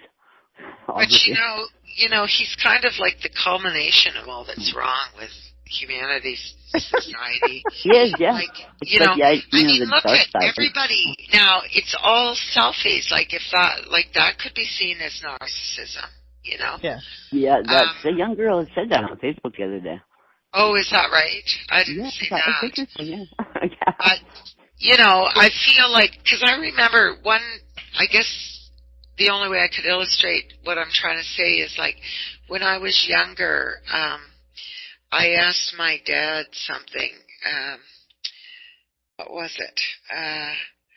I asked about someone who was a murderer or something like this. Now my dad wasn't religious, and I said, how can we forgive somebody, or I don't know, something like that.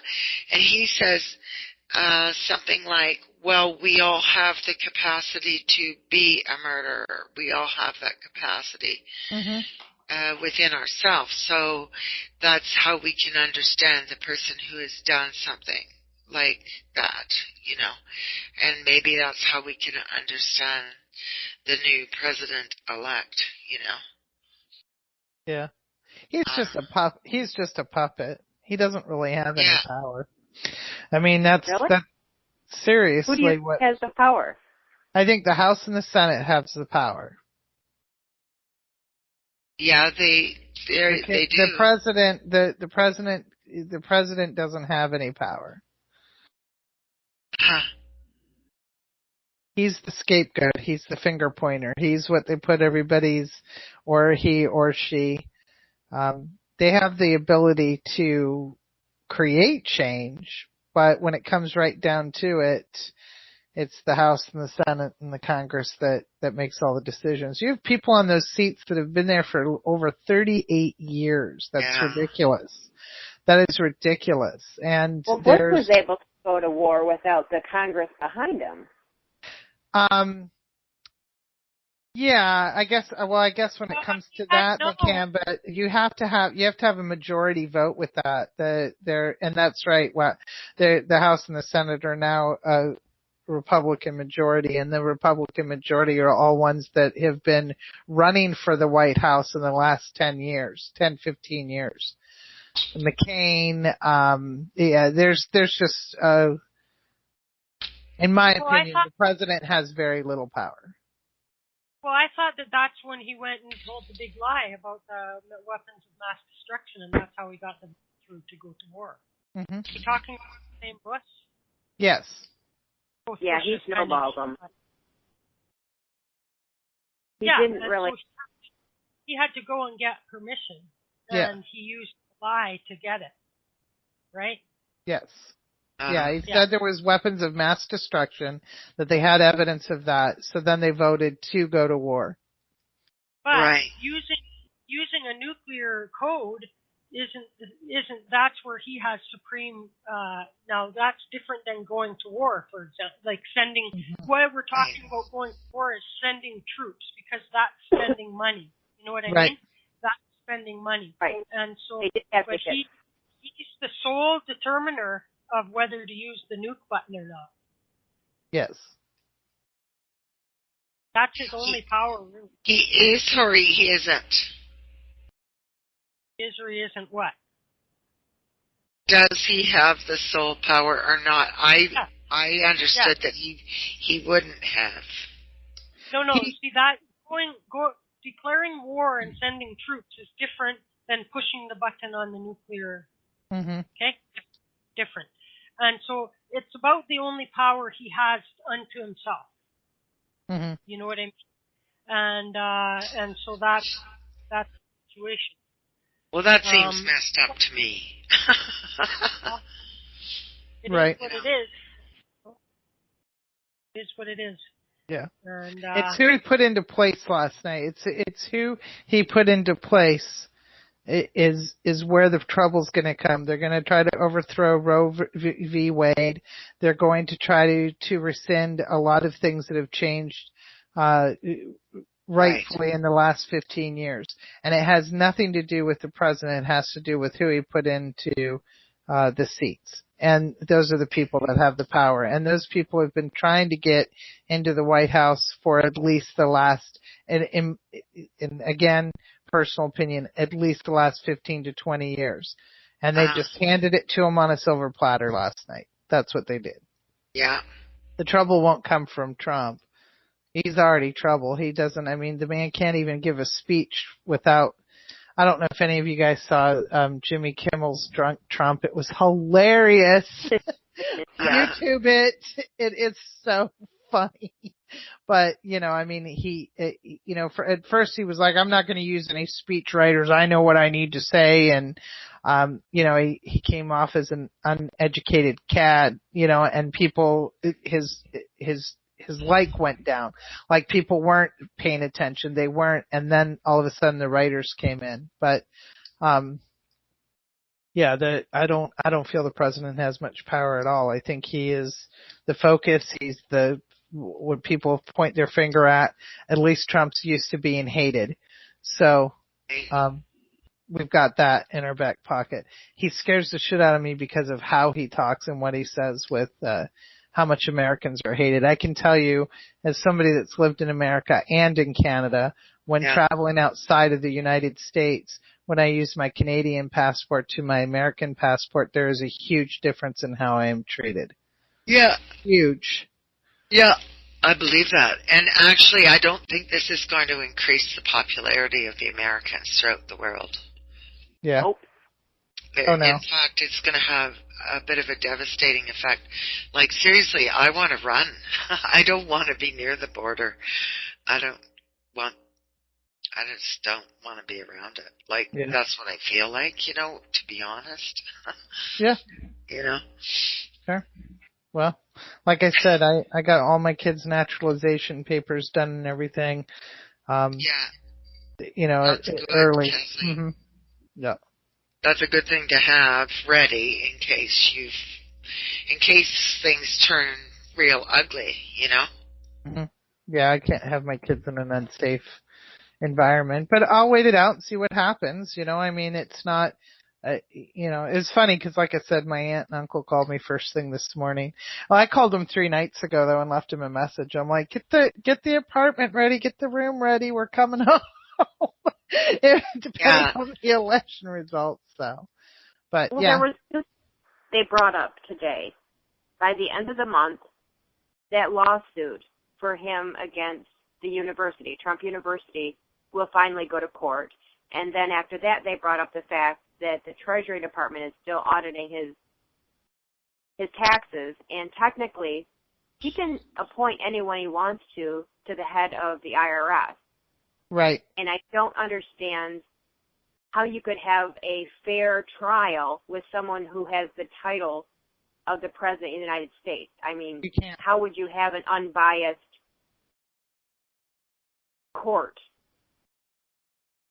Yeah. if you're the President of the United States? That's not going to happen. These are biases that aren't normal. You can't. Absolutely, I agree with you 100%. You can't appoint someone, the head of the Treasury Department, and then say, oh, by the way, kind of look the other way when it comes to my taxes. I mean, how is he supposed to pursue this court? Well, and that explains a lot of the mentality too. Like everybody's like, oh, now this will go to court. Now this will go to court. And it shows how much we truly believe in that faith base that our justice system is going to do the right thing. And it probably isn't, because you're right. How do you even get a trial where, when was the last, was there one president impeached? Well, technically, Clinton lost his ability to practice law after he was impeached by the Republicans. Well, there's impeachment hearings, and then there's he wasn't impeachment hearings. Right. And I don't even think Nixon was impeached. Didn't he resign just before they? He resigned. Yeah. So I don't know that we've technically ever. I mean, they tried, but it was way back or something. I think that somebody was there. Maybe one.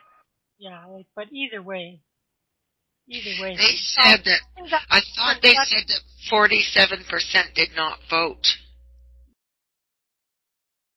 Yeah, so maybe that. Which is a pretty sad number, really, isn't it? Well, and they were talking about that today. There were people that couldn't. It was like the lesser of two evils. They refused to commit to either one, and they didn't want to vote third party. So no, we did have a record low turnout with a lot of, even the minorities didn't show up. Yeah. I mean, I've said it all along right from day one. Like, not voting is a vote for Trump. Simple. Yeah. Right. Not voting, exactly. And same with like it would have been like what was upsetting was like the third party guy, the guy that was up for vice president. Third party. No. The guy that was up for vice president on the Harry Johnson. He goes on and he absolutely gives a glowing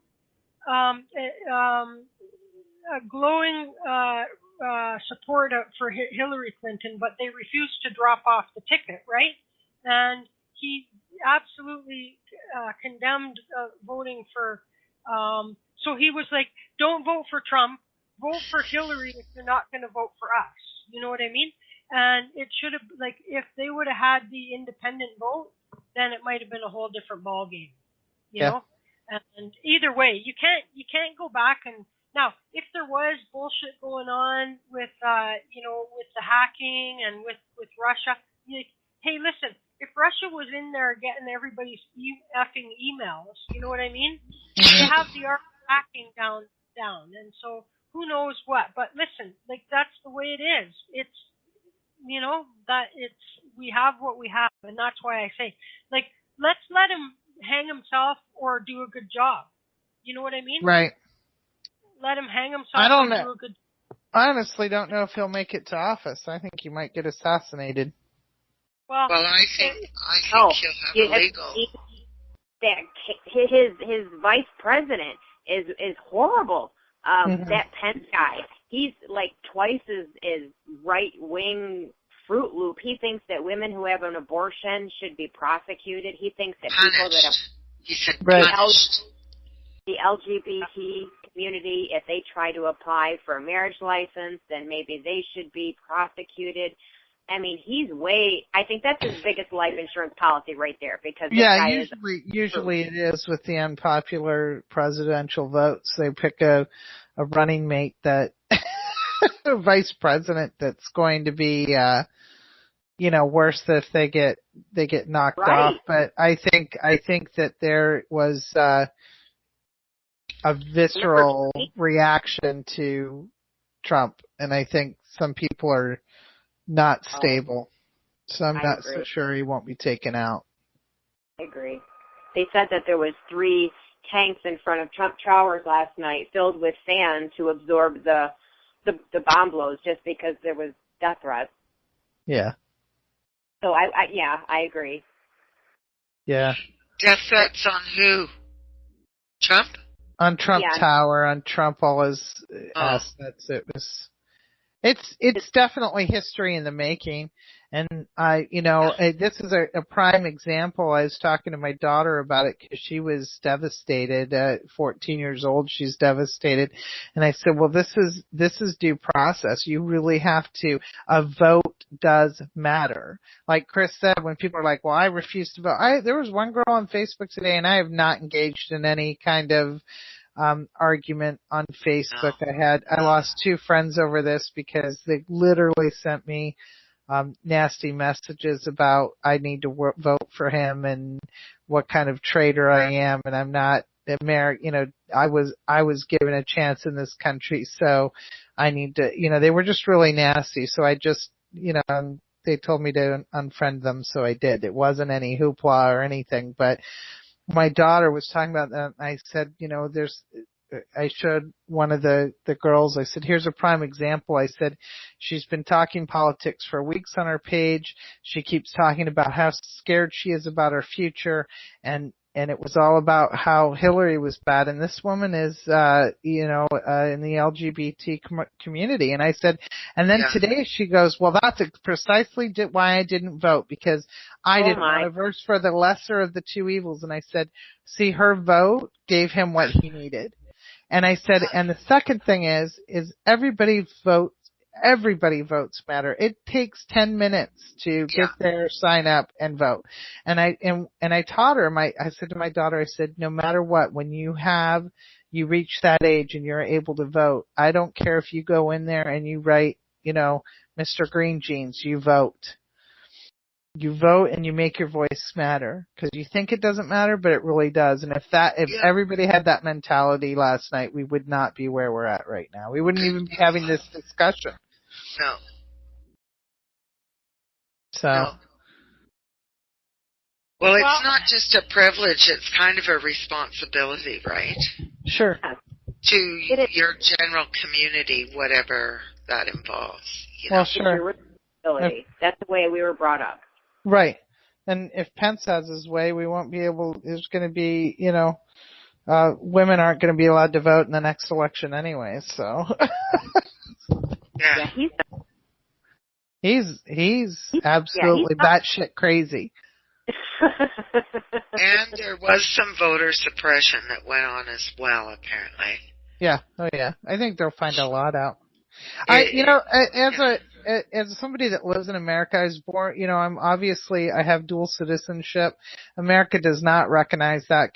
Canada does.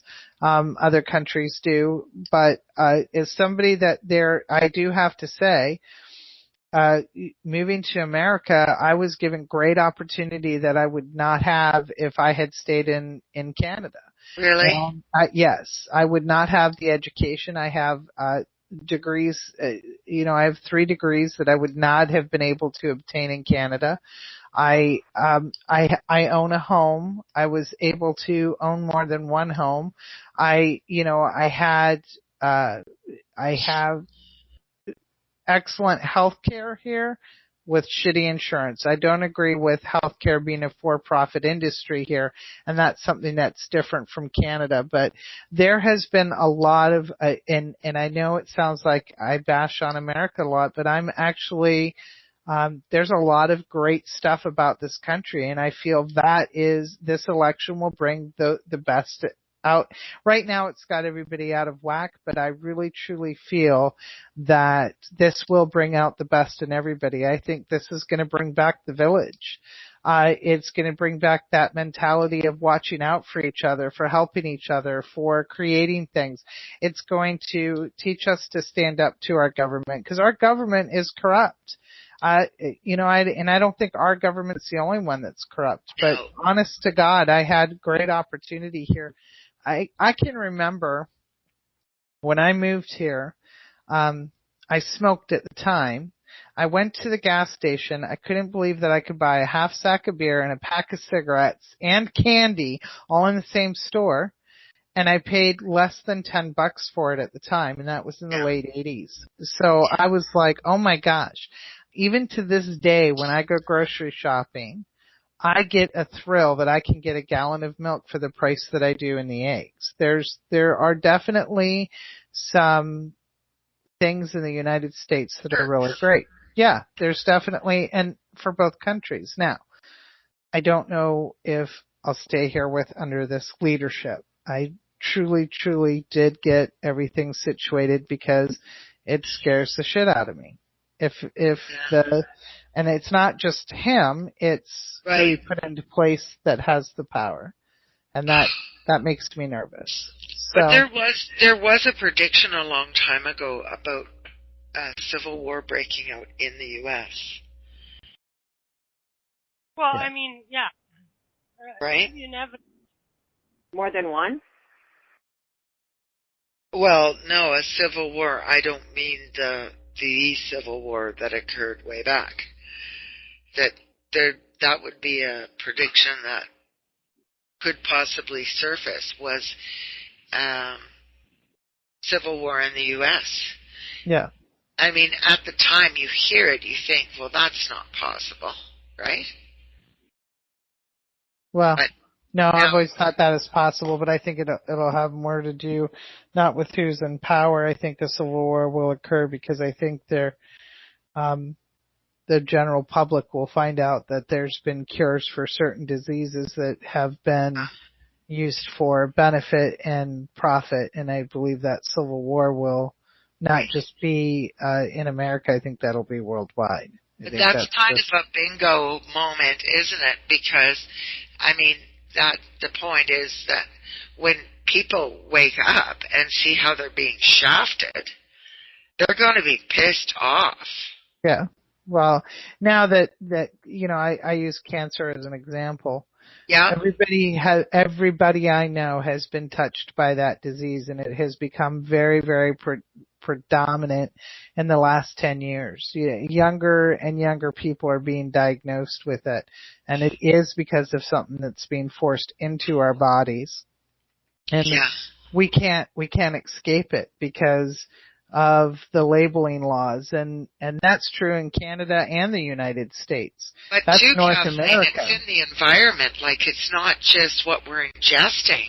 It's coming in through the skin. I mean, it's in the environment. That's what I think. Oh, sure. I think the cancer is huge environmental, but I also think it's because I sit there and say, oh, it's GMOs and it's pesticides and these these genetically modified foods now have actual pesticides that are grown into them, Right. so they're mold resistant and they're to keep the pests out. But they don't have to label that. So then we're like, okay, well, I'm not going to eat that. I'm going to eat organic. Then they make it too expensive to eat organic. And organic doesn't necessarily mean you aren't getting a genetically modified, piece of fruit. So, and it's almost, you still have to eat. It's almost impossible unless you grow your own and you have your own farm. And quite frankly, that's not cost effective and you wouldn't be able to support yourself through a winter. So it literally has us by the kahunas because we have to eat. We have to buy that stuff. We don't have to, and I tell people when you plant your vegetables, make sure you use heirloom seeds because heirloom seeds mean that they haven't been genetically modified. It's from an actual plant. But again, you can look on there and you can see that it was raised on a farm that used pesticides. So how far back are we going? So at that point, we've lost the trail, but now we're getting off the subject. I really do think there's good points and bad points to what happened last night. I'm trying to find the silver lining. I'm with Chris. I think that at this point we got to see what he's going to do. Is he going to follow through, and are we going to see people pull together, or are we going to get rid of him? My concern, like I said, isn't the president. It's who he's put into place around him. Yeah. And you have to keep in mind, he's strategic. What he did was he had his finger on the pulse of the people that were the more radical dissident, the ones that and were disgruntled. And so now he knew what their hot topics were. So he comes up with a bunch of bravado and a big dick and says, I'm going to do all that. And he probably not. Mm-hmm. And he probably can't. A bunch of that stuff he can't. Look, he can't spend money without Congress or the House or whoever it is that has to approve him spending the money. Right. Mexico ain't paying for the wall. So there's no wall. Yeah, there's never going to be a wall. There's never going to be a wall. This whole headhunting for immigrants and this and that, again, that's a huge. I don't even want to know how much that costs to hire the hunting crew. You know what I mean? To go house to house, school to school. But there's so much of his stuff. He just can't I'm the president. I'm doing this.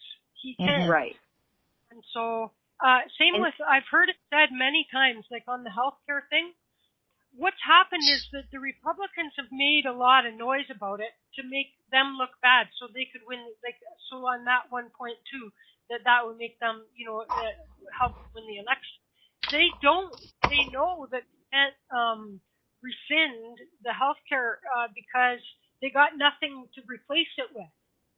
And so this was. To get the votes for the people that are opposed to the healthcare thing, okay, to get their vote. But I've heard that the Republicans, they just make a lot of noise about it, but their biggest fear is that they ever have to vote on it because they know that they can't. Because there's nothing to replace. What is that noise? So make changes. Just somebody came on, or just noise. So maybe there will be changes to it. Maybe there will. And what will those changes be? Will it just be as simple as you can go to a different state to get your insurance, or you can do this, or you can do that? You know what I mean? That's fine. Whatever. But you can't just rip it out. You can't.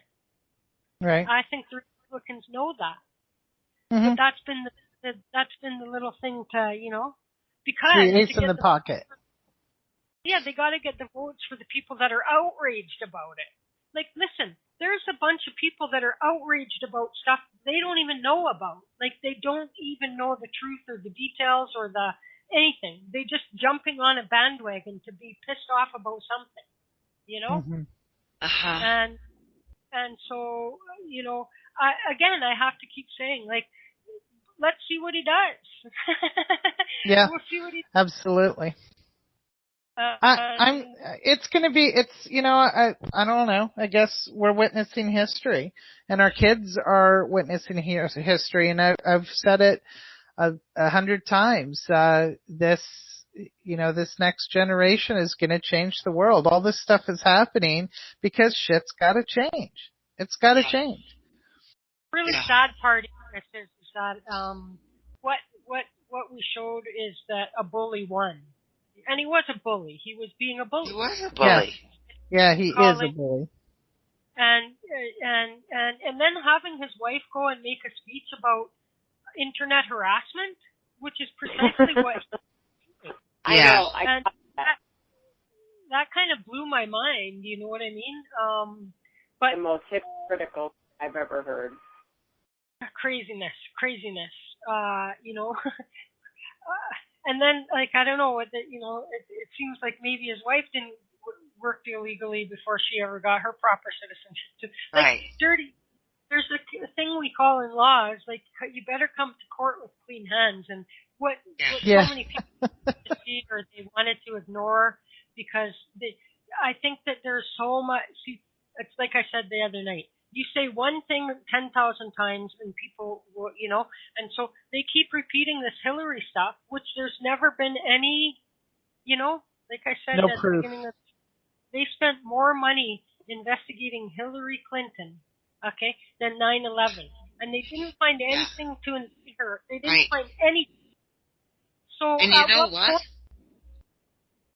you know what, Chris? That brings me to what's been going through my mind. Has been this WikiLeaks little bastard. I tell you, I think there's something fishy there. Well, no, Russia, okay, here's how the thing happens, okay? Russia hacks it, they hand it over to WikiLeaks. WikiLeaks will take shit from anybody. But that guy, he decides what to let go of, which is why. I mean, doesn't anybody question that, what about the Republican emails and stuff like this? Like, there's a clear agenda. It's a smear campaign.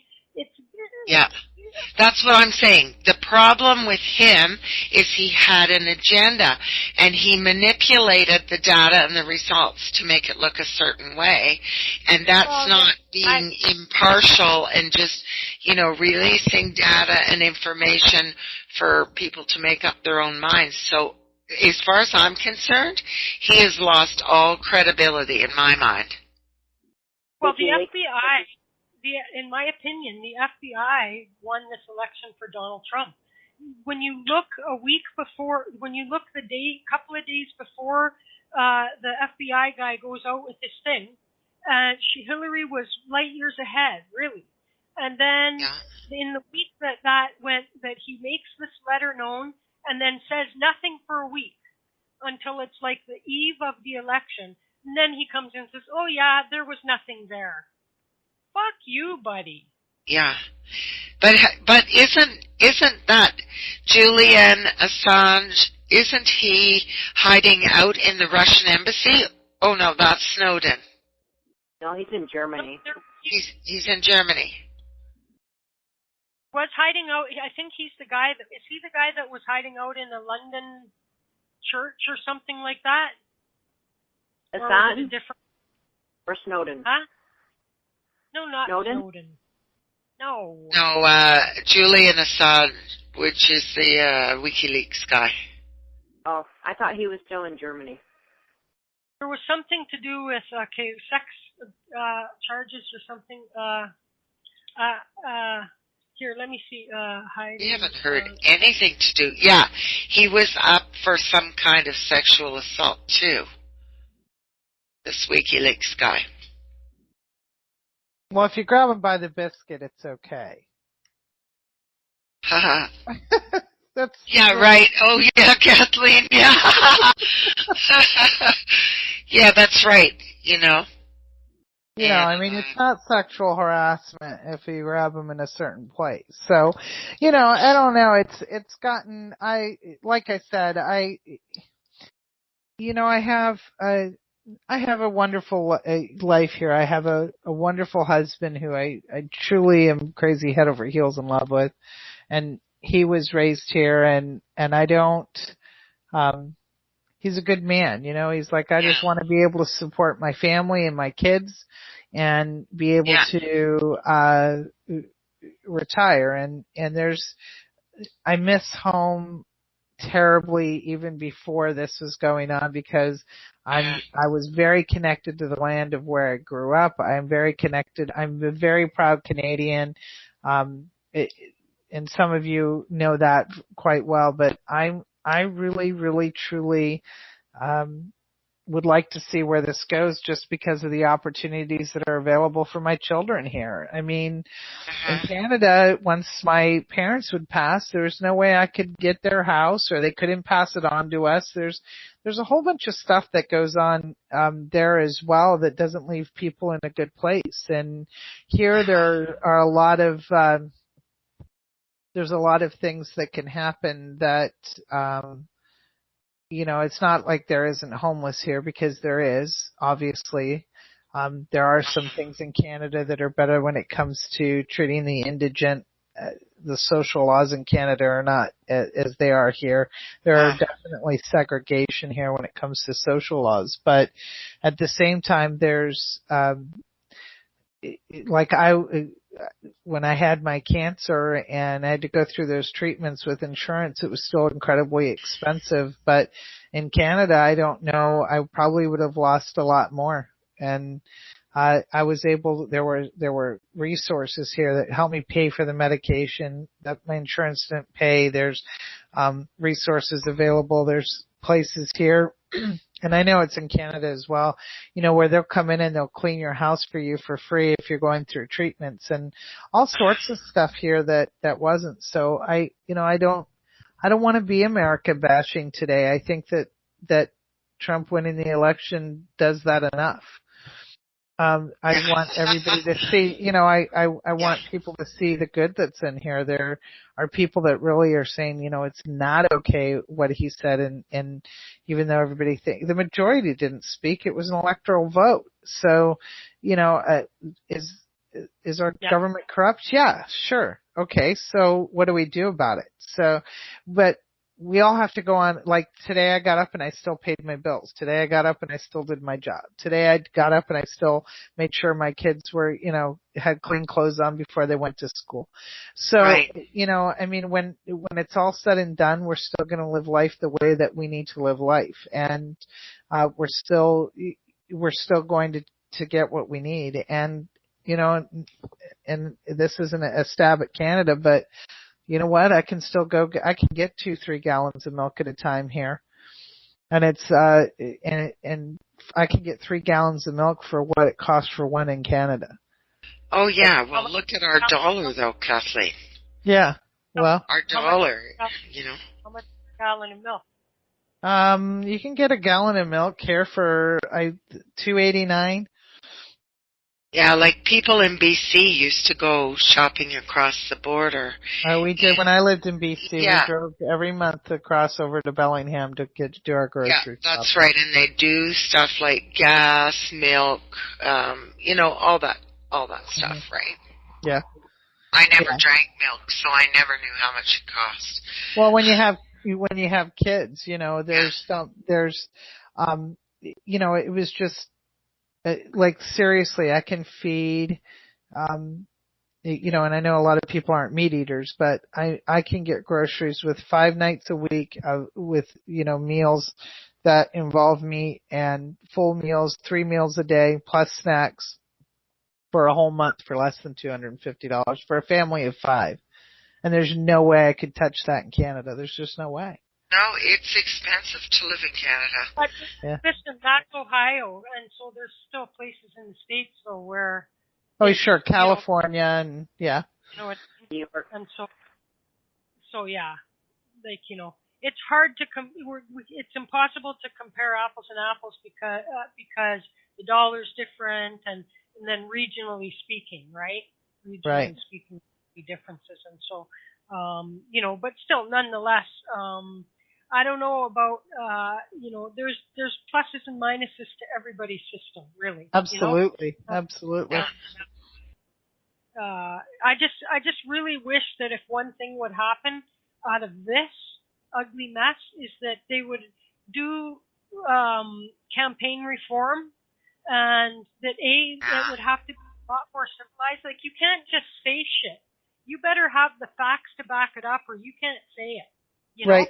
I agree. And then secondly is that you shorten it to like a maximum of 3 months of campaign. Oh, God, that was way too long. It was 500 days or something, they said. Yeah. Like, that's a year and a half. They should have a cap on campaign funding as well. They have that in Canada. They don't have that here, and they really need to have that here.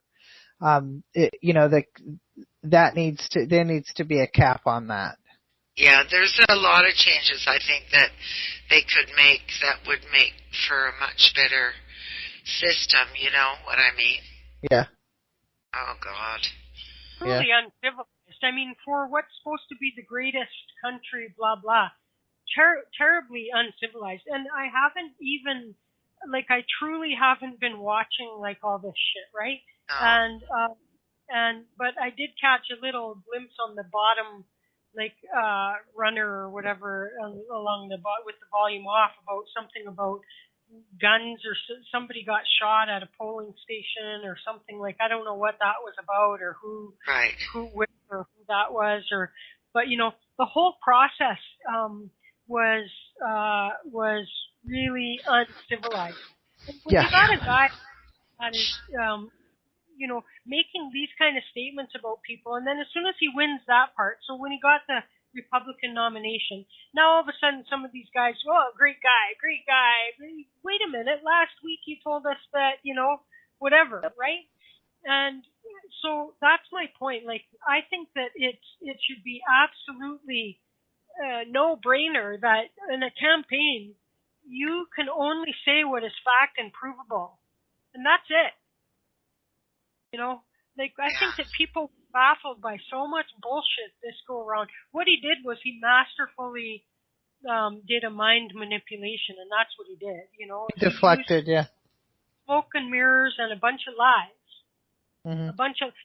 After the FBI guy, he was truly out there on the stump saying, I got info from the FBI, she's getting indicted, this is the time, it's finally going to happen. Nothing was there. Nothing. No, even the Republicans that investigated didn't find anything that was his team. So, yeah, it's pretty. The early voting, in Canada, there needs to be a reason for you to early vote. Either you can prove that you're going to be out of your home riding or whatever at the time, or you're ill, or whatever the deal is. But I don't like this idea of everybody being, because all those votes that were cast in that week while the lie was out there about the second email scandal, that troubles me deeply. It troubles me deeply. Yeah.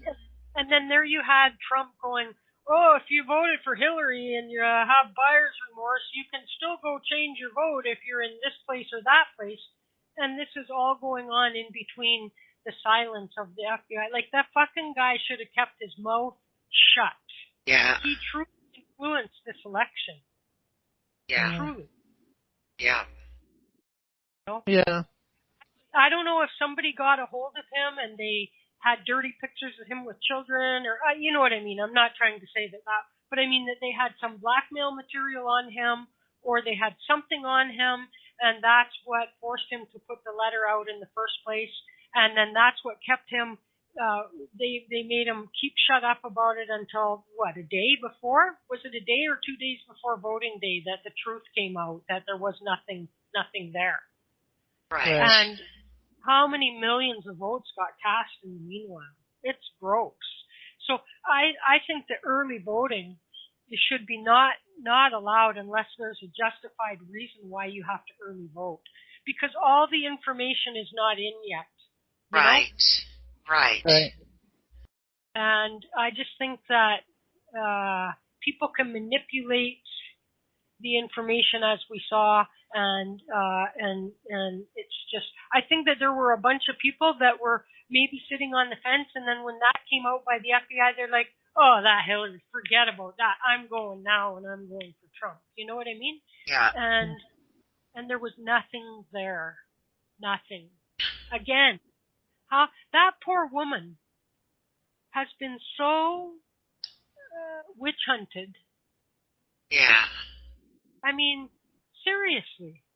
Mm-hmm. There's been no single politician in history that has been so witch hunted for so long. And so what do you think? It's because she's female, I think.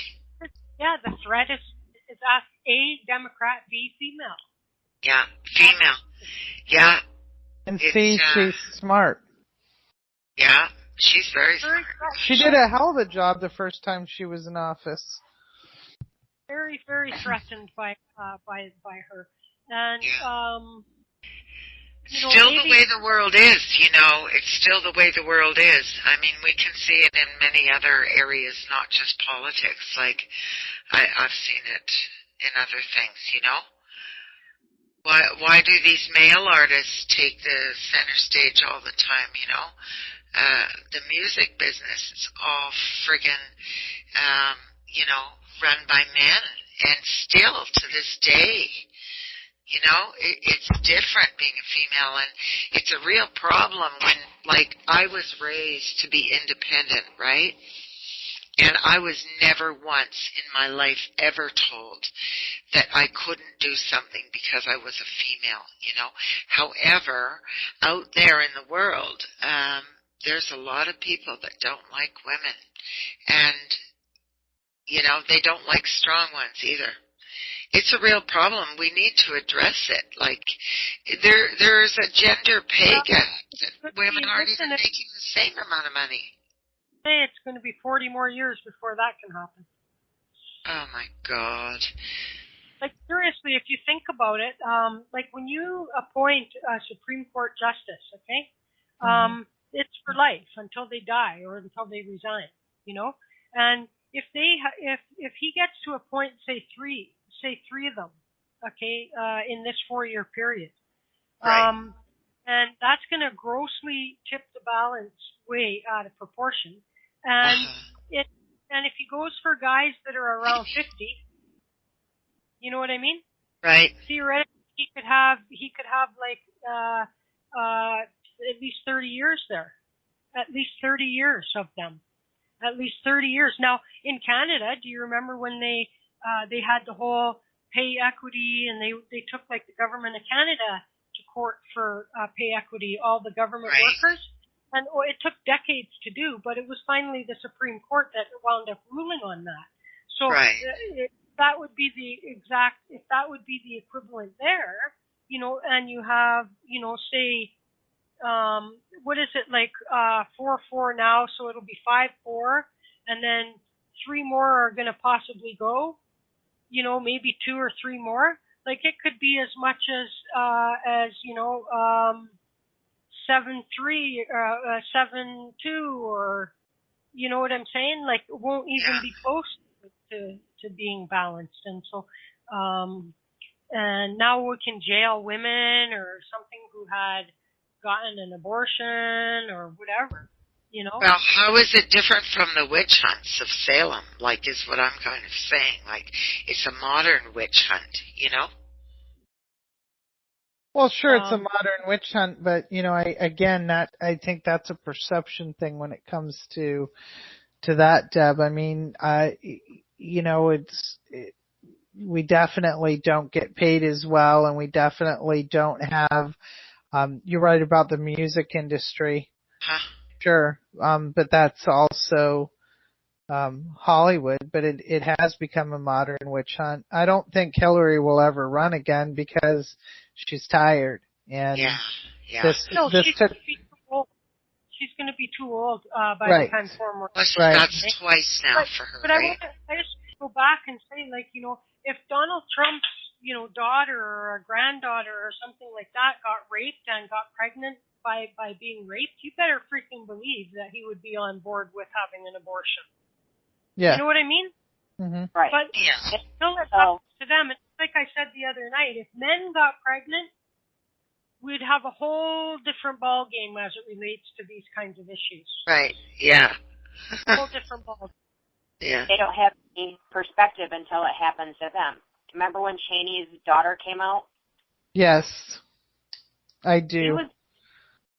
He had a different attitude.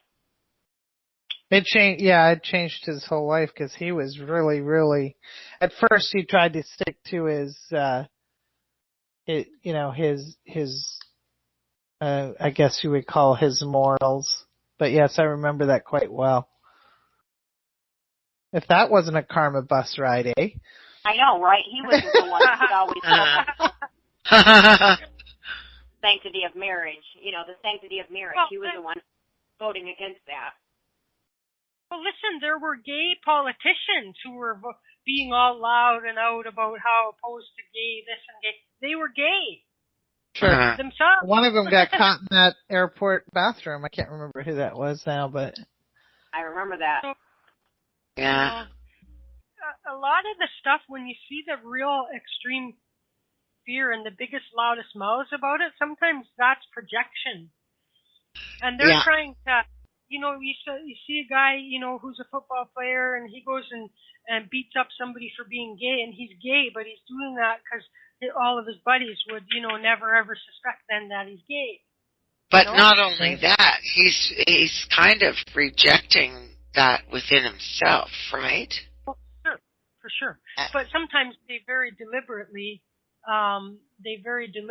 go and they become very vociferous about whatever it is that they are, is to cast the look away from me. You know what I mean? And and so anyway, I had a bunch of people ask me if I was deported today. So that's so funny, but I don't know. I guess I'm stuck between a rock and a hard place because I say things that are unpopular with my Canadian counterparts, and I say things that are unpopular with my American counterparts. And I have been very fortunate to live both places, and I really feel that that's earned me the right to speak sometimes from a different point of view. I have a Canadian friend that is extremely almost seething hatred for any time something happens in America, like a shooting or something like that. He gets on this bandwagon, and there's just this hate that comes from him towards Americans, and it makes me so angry. And I finally said to him, I said, your hate is no different than theirs. Your hate is no different than what, and he's like, well, you have to do something about gun control. And I said, seriously, the population here is triple, and the people that are doing the shootings aren't following the law anyways. Even if they changed the way we would get guns, it would not stop these crazy people from killing. People that are intent on killing, kill. Listen, I gotta say something. First of all, I did not say that all Americans are uncivilized. I said that the campaign was very uncivilized. That's not a lie, and that's not a personal attack against you, Heath, or any one individual. The campaign was extremely uncivilized. I don't think anybody could disagree with me on that. Okay, and I'm I not don't saying disagree with you on that. I didn't say you were an uncivilized country. I did not. I said that the campaign, I said they need to have campaign. I'm glad this is recorded, and I will go back and listen. But the campaign, they need to radically change the campaign laws, and you can't just lie about people and blah blah blah. It was a grossly uncivilized campaign. I don't know who could disagree with me on that. And I've said already that over half of the people didn't vote for him. So right there, over half of the people I'm not even talking about. And that's the other problem they brought up today. What will our next election be? Will they just assume that it's a free-for-all boxing match because it was this time? It needs to be civilized and respectful. You know, as I said, all I'm asking for is that if you're going to make statements, deprecating statements about your opponent, that you have the facts to back it up. You know, have the facts to back it up. And even that, like Hillary wasn't trying to take guns away from at all. What she wanted, and the Democrats wanted, and a lot of Republicans wanted, was let's look at who can and can't get a gun. If you're on a no-fly list, you shouldn't be able to buy a gun. Oh, I agree. Well, I agree.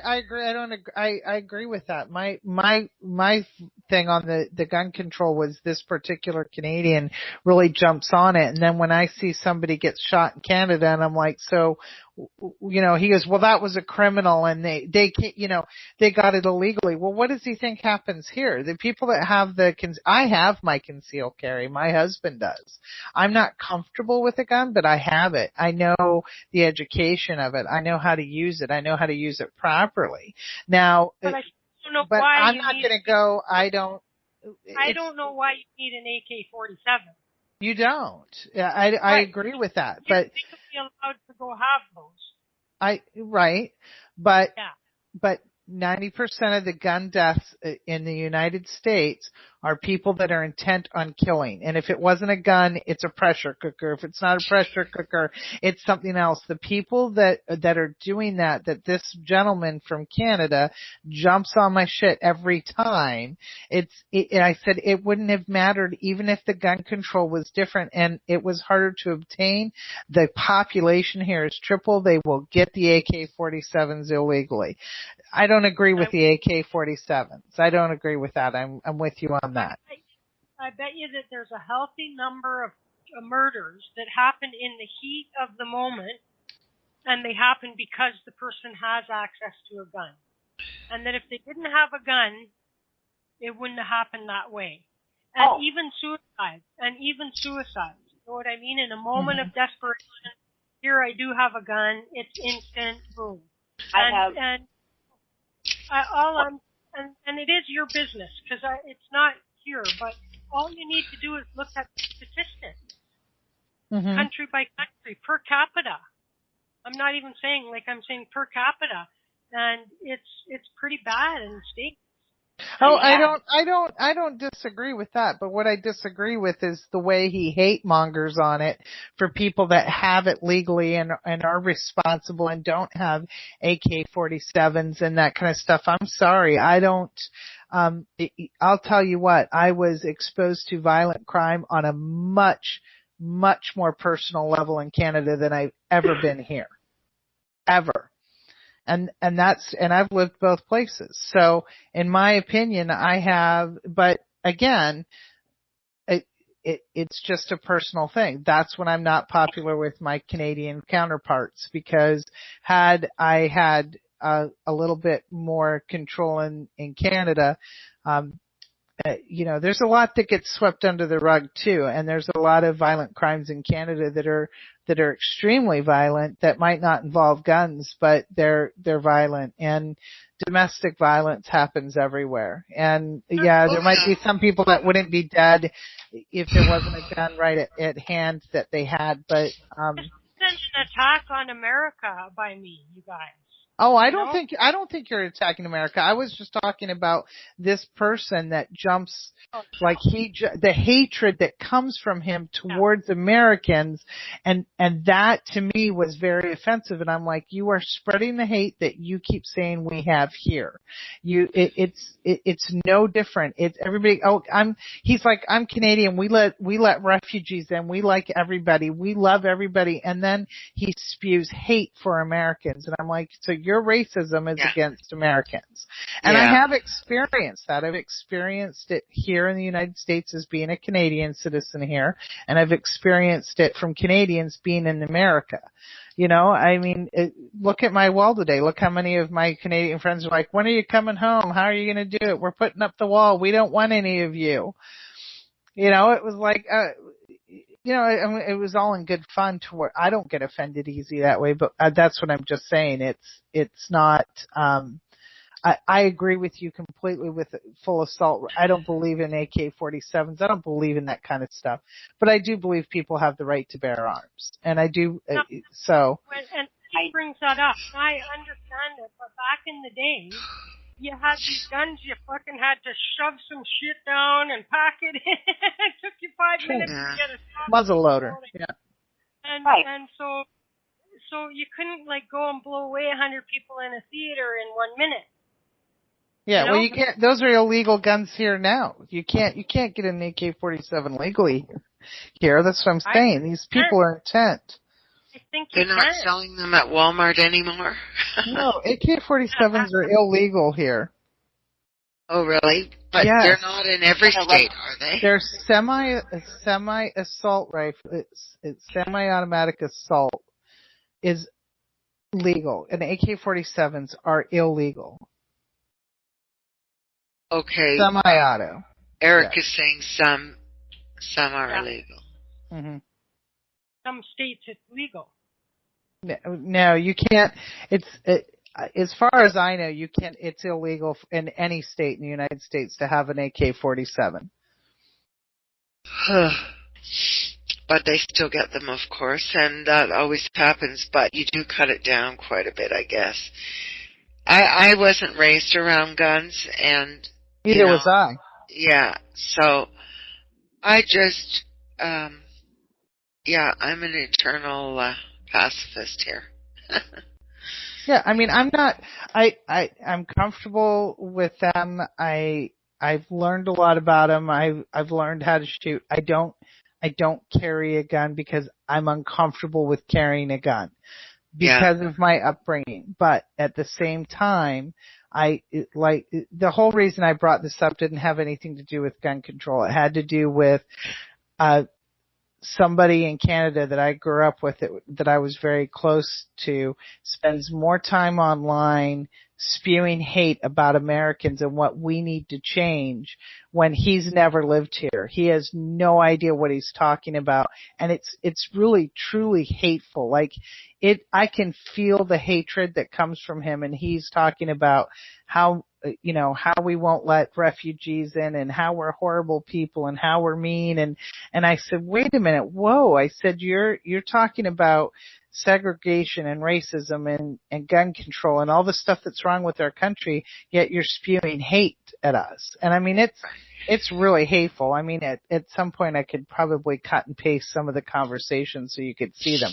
It's absolutely, I can feel the hate coming from him, and I'm like, I can't be a part of this. And he's like, well, I can't believe that you think it's okay to carry a gun. And I said, listen, right now it's completely, I don't know what to say about it. I have a different take on it. I think that, I witnessed some horrendous crimes in Canada at a very young age that I've not witnessed here. And I've lived here for a long time, and I've lived in some major inner city areas here. So, apples to oranges, I guess. And I spent a lot of time in the States too. Yeah. Yeah. And I was just never comfortable around guns at all. That's just me. That's my own personal preference. I wouldn't have a gun in the house. It's just my own personal preference. Other people feel they need them, fine, but I think that's generally what a lot of Canadians don't understand. We don't have a Second Amendment here. We don't understand that Second Amendment, and that is, it wouldn't matter if you're far left or far right. In the States, everybody's tied together by that Second Amendment. That's what some of us see. Yeah, I guess I was just bringing up the guns as an example because of his hatred towards Americans. It had really nothing to do with the I agree or disagree with it. I mean, I agree completely 100% with you, Chris. I don't think any assault weapon should be legal here, except for law enforcement and, soldiers or to protect our country. That's my opinion. That's my personal opinion as a Canadian and as an American. I don't agree with assault rifles. There's no reason to have any kind of assault weapon, not even to hunt with. So I agree 110% with that.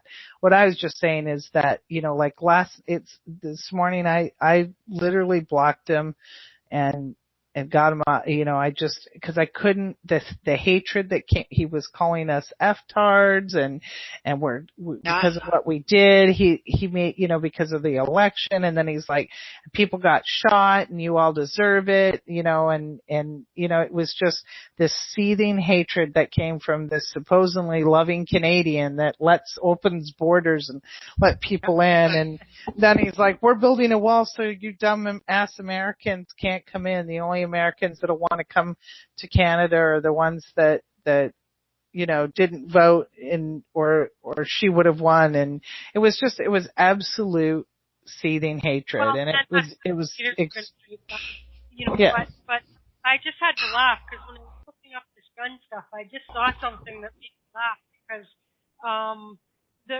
Trump winning has actually tanked gun sales, and it's killing off. So it's like such irony, right? Right. Because everybody was prepared to, if Hillary won, go real quick and everybody buy 10 guns, because she's going to take them away.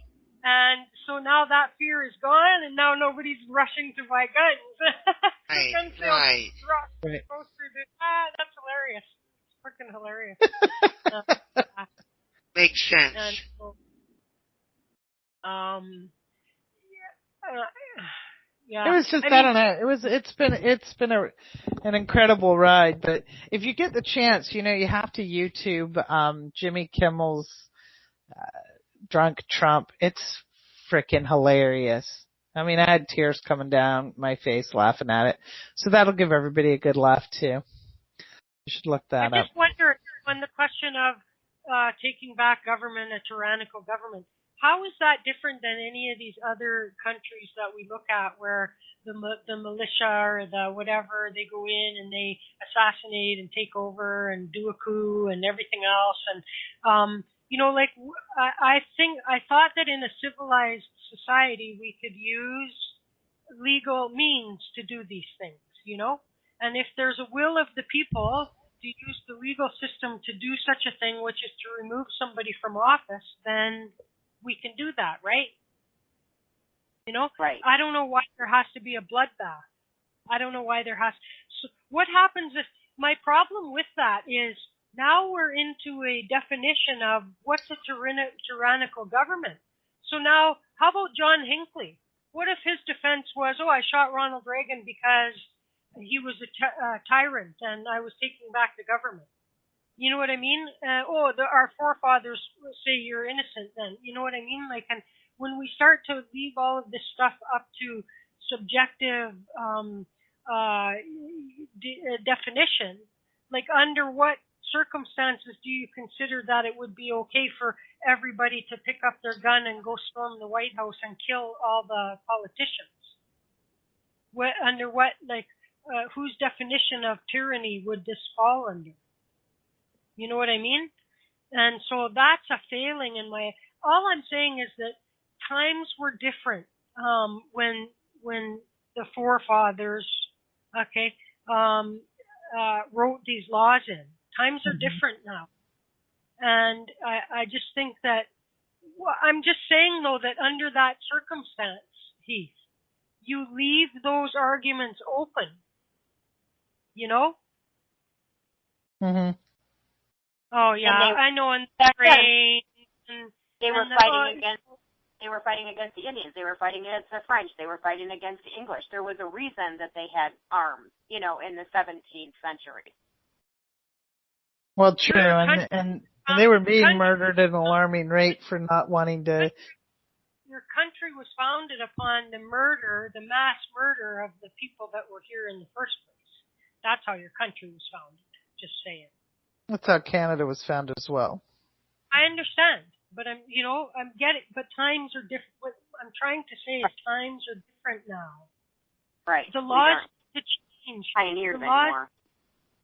The laws need to change. The laws need to change.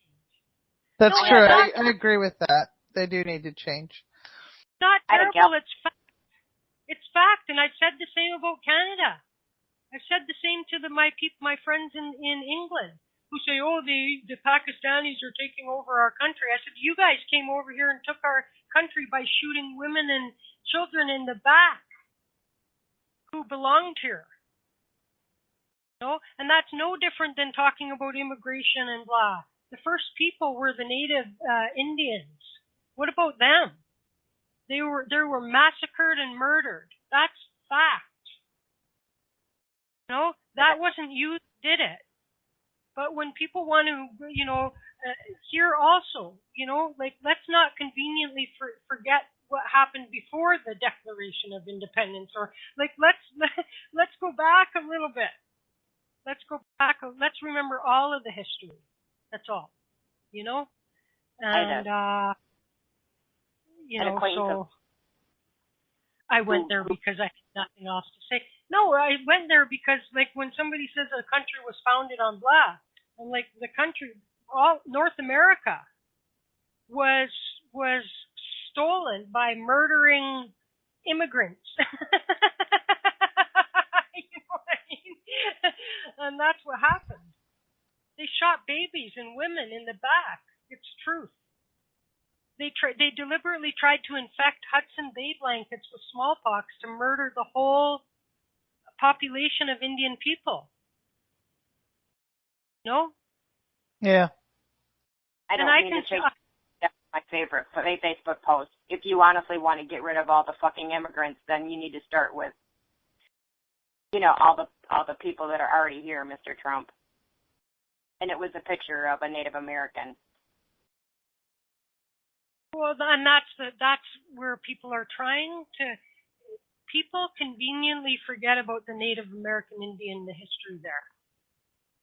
When they talk about Americans, and so I've talked about this a lot, Heath, over the years, because I am a hybrid. I am Métis, which means that I have to look at the ugly side of the white parts of my ancestry and the Indian part of my ancestry. And this makes you very conflicted. You know what I mean? Probably not unlike like an Amerasian or unlike a mulatto or something like this. When there's been atrocities, when you're a hybrid of these two races, and there's been atrocities by one on the other, and you're like, you got one foot in each camp kind of thing. And there's nothing we can do to go back and change that. But I'm saying let's don't conveniently forget it either. Right. Well, that's part of all of this is that we can't forget where we came from and how we're being set back right now. We can't lose sight of the past, and I think this is more along the lines of segregation for sure. But yeah, I mean, we could sit here and talk about it all night. I shouldn't have used gun control as an example. That's what he's very passionate about. And I understand that people are passionate about things, and I'm okay with that. I really do respect other people's opinions and everything. I have been pretty quiet through this whole election. I never, even as a psychic, I never thought that he would win. So, here I am in shock. So it's nice every now and then to be shocked, I guess, and not know what's coming. People ask me 100 times who was going to win, and I didn't know, and I wasn't shown. But the last 4 elections I've known. So this one was a surprise to me. But that's it. It's not, it's. Yeah. Well, we'll see what happens. God bless America and all the poor people there. I hope it all turns out okay, because it matters to us, and people keep thinking it doesn't. But we watch closely. Listen, our economy is affected by what goes on there. Yeah. We're right next door.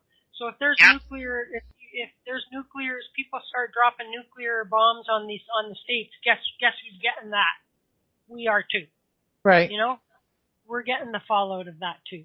And so, well, yeah, and I think that both North America as a whole has to be proactive together. That's what I'm talking about. There's a lot of segregation as somebody that's lived in both countries. There's a lot of segregations with Americans saying Canadians need to do this and Canadians saying Americans need to do that. And it's together we're an amazing force. I don't understand why there can't be, there's got to be. I don't know. I guess I was saw his postings today and I was, I don't want to say I was offended and I didn't take it personally, but the amount of hatred that came from him to me was no different than, who won last night.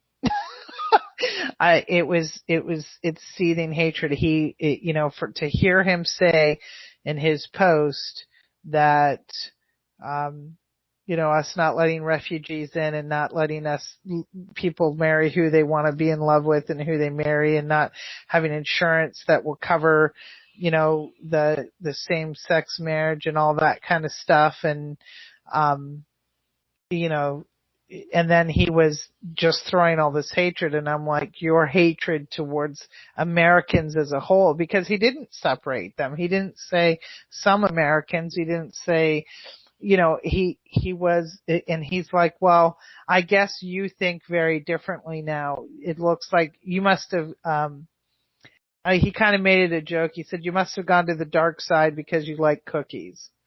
And I thought, but again, this gentleman is still where we were 20 years ago. It's not, none of us are still where we were 20 years ago. So. Look, on the gun thing, all I'm saying is this. Hillary wanted to make a few amendments to the gun laws to keep certain people from being able to get them. This translated by Trump into she's trying to take all your guns away and get rid of the amendment. That was never true. She was never going to do that.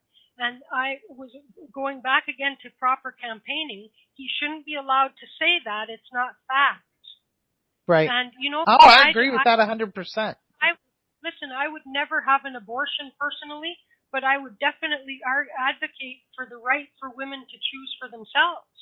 Mm-hmm. So I don't want to impose my own personal thing about not wanting an abortion or not ever going through to do an abortion, but I wouldn't impose that then on every other woman. Right. And I agree with that 100%. Clearly, guns, I don't have a problem that you guys are allowed to have guns. We're allowed to have guns here. It's under certain circumstances. So you can have a long gun for hunting. You can have a handgun, but you can only use a handgun for going to the gun range and doing target practice. Then you can only take the most direct route from your house to the gun range and back again. And then when you're home, you must lock that gun, not only trigger locked, but lock it also in a box or a safe. And that's how you store your. So my question on that is, does everybody follow those laws, Chris? Is there somebody that polices that? No. So that's the same as here. And the good law-abiding citizens are going to follow the laws that are put into place to do that. And that happens here as well. It's just like getting a bushel of apples. There's a few bad apples. And that's true anywhere. So, yeah, I guess I should have probably used something else, but that seems to be what he's very impassioned about. He's convinced that the world's coming to an end because Americans are people that are legally carrying. He really truly attacks the people that are legally carrying, guns and going into places, and concealed carry means, 90% of the time you could be beside somebody and not even know they're packing. So there's a reason why it's called concealed carry. Now, open carry makes me nervous, but most of them are law-abiding citizens too. Open carry is what I think he's referring to, and that's what scares him, where somebody walks in and it's right there. In the United States, it's not illegal to do open carry. You can walk in as long as your gun is an open sight of everybody. It's not concealed. You're perfectly within your right. You don't have to have. Now that I don't agree with. I don't agree with open carry law here. I think that you need to, concealed carry, you have to have a class, you have to have it registered, you have to do all that. Now, open carry, you can just, I don't have to go take the class. I'll just make sure everybody can see I have a gun on me. That doesn't make any sense. That seems like what the Republicans got stuck on in this election. I had a doctor's appointment today, and my own doctor, which unfortunately I found out today that he was a fucking, he said, well, thank God that, it turned out like it did, because I'm kind of fond of my guns, and I don't appreciate anyone trying to take my guns. And I had to bite my tongue because I need this doctor, okay? He died. That was a very uncomfortable situation. I don't think he should have brought that into the conversation, by the way. But I don't know how we got on the subject in my doctor's office about how. Anyway, that's not what she said. She said that she would like to make sure that people who are on the no-fly zone shouldn't be allowed to purchase a gun. That is what she said, and that is not what the Republicans heard. Right. Right. Just like stuff I say is not being heard the way I'm saying it, apparently. But all I'm saying is don't let these guys take that, twist it into a lie, and keep repeating it throughout a campaign. That's wrong. It's wrong. And there's enough people that don't bother to fact check. I'm sorry. I'm not calling everybody stupid by saying that. People don't fact check. That's clear. The guy said a ton of lies throughout his campaign, too many to mention, that people didn't fact check. Because he kept repeating them, they became the truth. They're not the truth. No matter how many times you say it, it's not the truth. And, that's like brainwashing, isn't it? Yeah, it is. It is. And I'm not saying people are stupid. Like, I don't understand, Heath. If you're so upset by what I'm saying, don't listen. That's all I can say. But you're totally hearing stuff that I'm not hearing myself say. So if you're going to quote me, please quote me. Quote me. Don't take me out of context. I don't feel that my country was being attacked tonight. And it's never my intent to do that. I have a lot of friends in the States. I have criticisms about Canada as well. But listen, our election processes, we talked one night about the differences in the different countries. Yeah, it's different. It's ridiculous. Is that your fault as an American citizen? I'm not saying so. Am I personally insulting any one of you guys by saying so? No. I'm stating an opinion. But, Chris, I think probably it might be important to recognize that, I feel like I've been battered from this, and I'm not even in the U.S. So, people's sensitivity is high. There's a lot of fear in the air right now. People are very afraid, especially if they belong to any of the groups that have been targeted by this guy, And that a couple I think weeks ago has been a very traumatic time for everybody. Yeah, it's like a trauma, for sure. Listen, if Hillary would have won, it would have been the same for the others. The trauma would be no less. It would have. The trauma would be less. But I don't know. The school teachers wouldn't have to be trying to soothe all of the the teachers that came forward today saying, what do I tell my students when I have 95% of my students are of Mexican descent, and they're sobbing in my classroom to the point where I can't even teach, and they're calling their congressman saying, how do I assure them that they are not going to be deported in 2 months? What am I supposed to say to them? That's the problem with this election. Yes, there would have been disgruntled people on the right and the left, but right now we have people living in fear that they're going to be literally deported. Yeah. And that works on people in their unconscious, and it doesn't create good things. Yeah. Well, had Hillary gotten in, then you'd have all the ones that they're taking our guns away. Oh my God, everybody, and all the other things, that they had you believe that she was going to do, and so. I'll only take my guns out of my dead, cold hands. All you have to do is see that it was divided. It was divided. She got the popular vote, just barely though. You know what I mean? So it's a 50-50 split here, people. That means that no matter who won, there would be a problem. There's a problem. Opposing energies. But the campaign itself, what I'm trying to say, and failing, I think, to say, is that with a more civilized campaign process, maybe the trauma wouldn't have been like this. You know? That's what I'm trying to say. Yes, it escalated. I mean, right from the primaries. Lion Ted, Crooked Hillary, right from the primaries, he was kind of escalating the name-calling over almost a year ago when we had the Republicans, and I don't understand how that was even allowed. We shouldn't have a presidential election where name-calling is something we are standing behind for a president. That's not what we want in 4 years. So I get that. He's definitely a A pig. whole bunch of people that were dissatisfied for whatever reason. And they did a Hail Mary, and maybe they held their nose when they voted for Trump. But all I'm saying is, I've said it, 10 times tonight.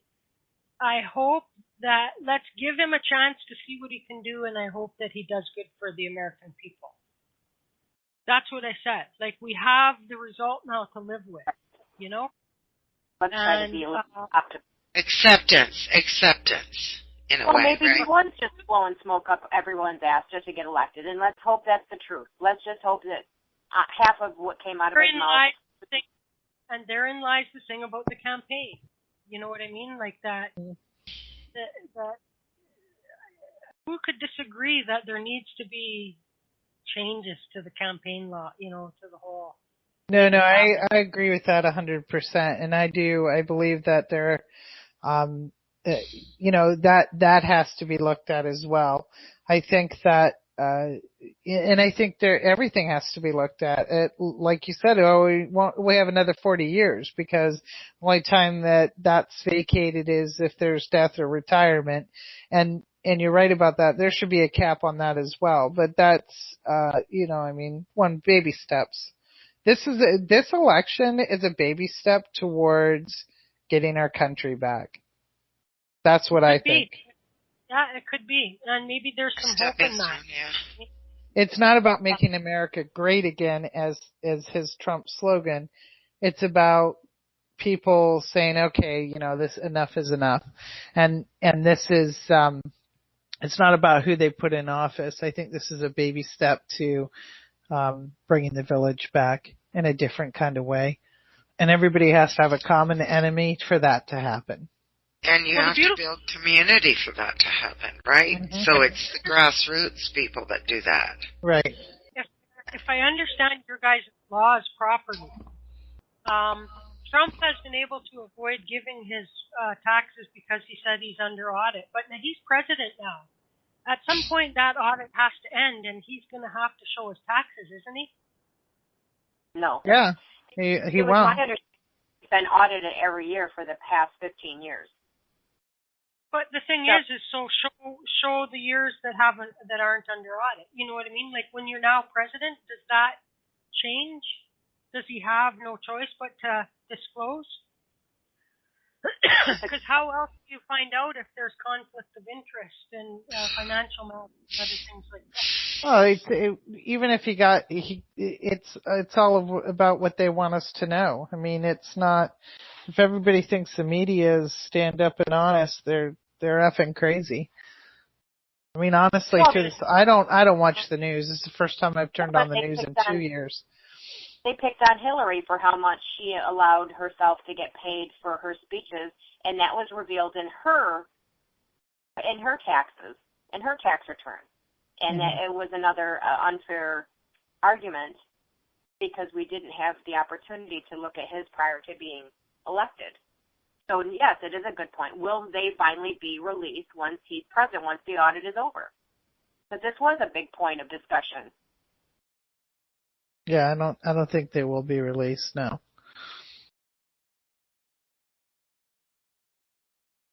Maybe he won't have to. That's sad. I mean, there's something to hide, isn't there? Really, then? Yep. You know what I mean? Yeah. And then and then it wasn't true that the reason he did. What I'm getting at is that he used the excuse that he was under audit, okay, and that he said he would release them when the audit was done. Now, if he had lost the election, then that never would have been necessary, right? But now he won the election. That audit's going to end. He said he would release them. No? That's what he said, but that'll probably be 4 or 5 years when he's out of office. Right. I don't honestly know how long an audit takes, quite frankly. So, I mean, if it takes 6 months or if it takes 6 years, I have no idea. Well, if you're a billionaire, it might take a little longer. You know what I mean? Well, right. It sounds like a lot to calculate because he didn't pay any taxes. Bunch of zeros, And so, anyway, so we went a half hour over in 10 minutes. I'm tired. Let's get out of here, and tomorrow, Jen Young is. Yeah. Oh, Jen Young. Yeah. Yeah, Jen Young is tomorrow. So, so have a good rest of the night. I hope I can get some sleep, and everyone else that had trouble sleeping can get some sleep, and the sun will come up tomorrow. Yeah. Peace out. For letting all of us Americans cry on your shoulder tonight, Chris. I appreciate it. Guys.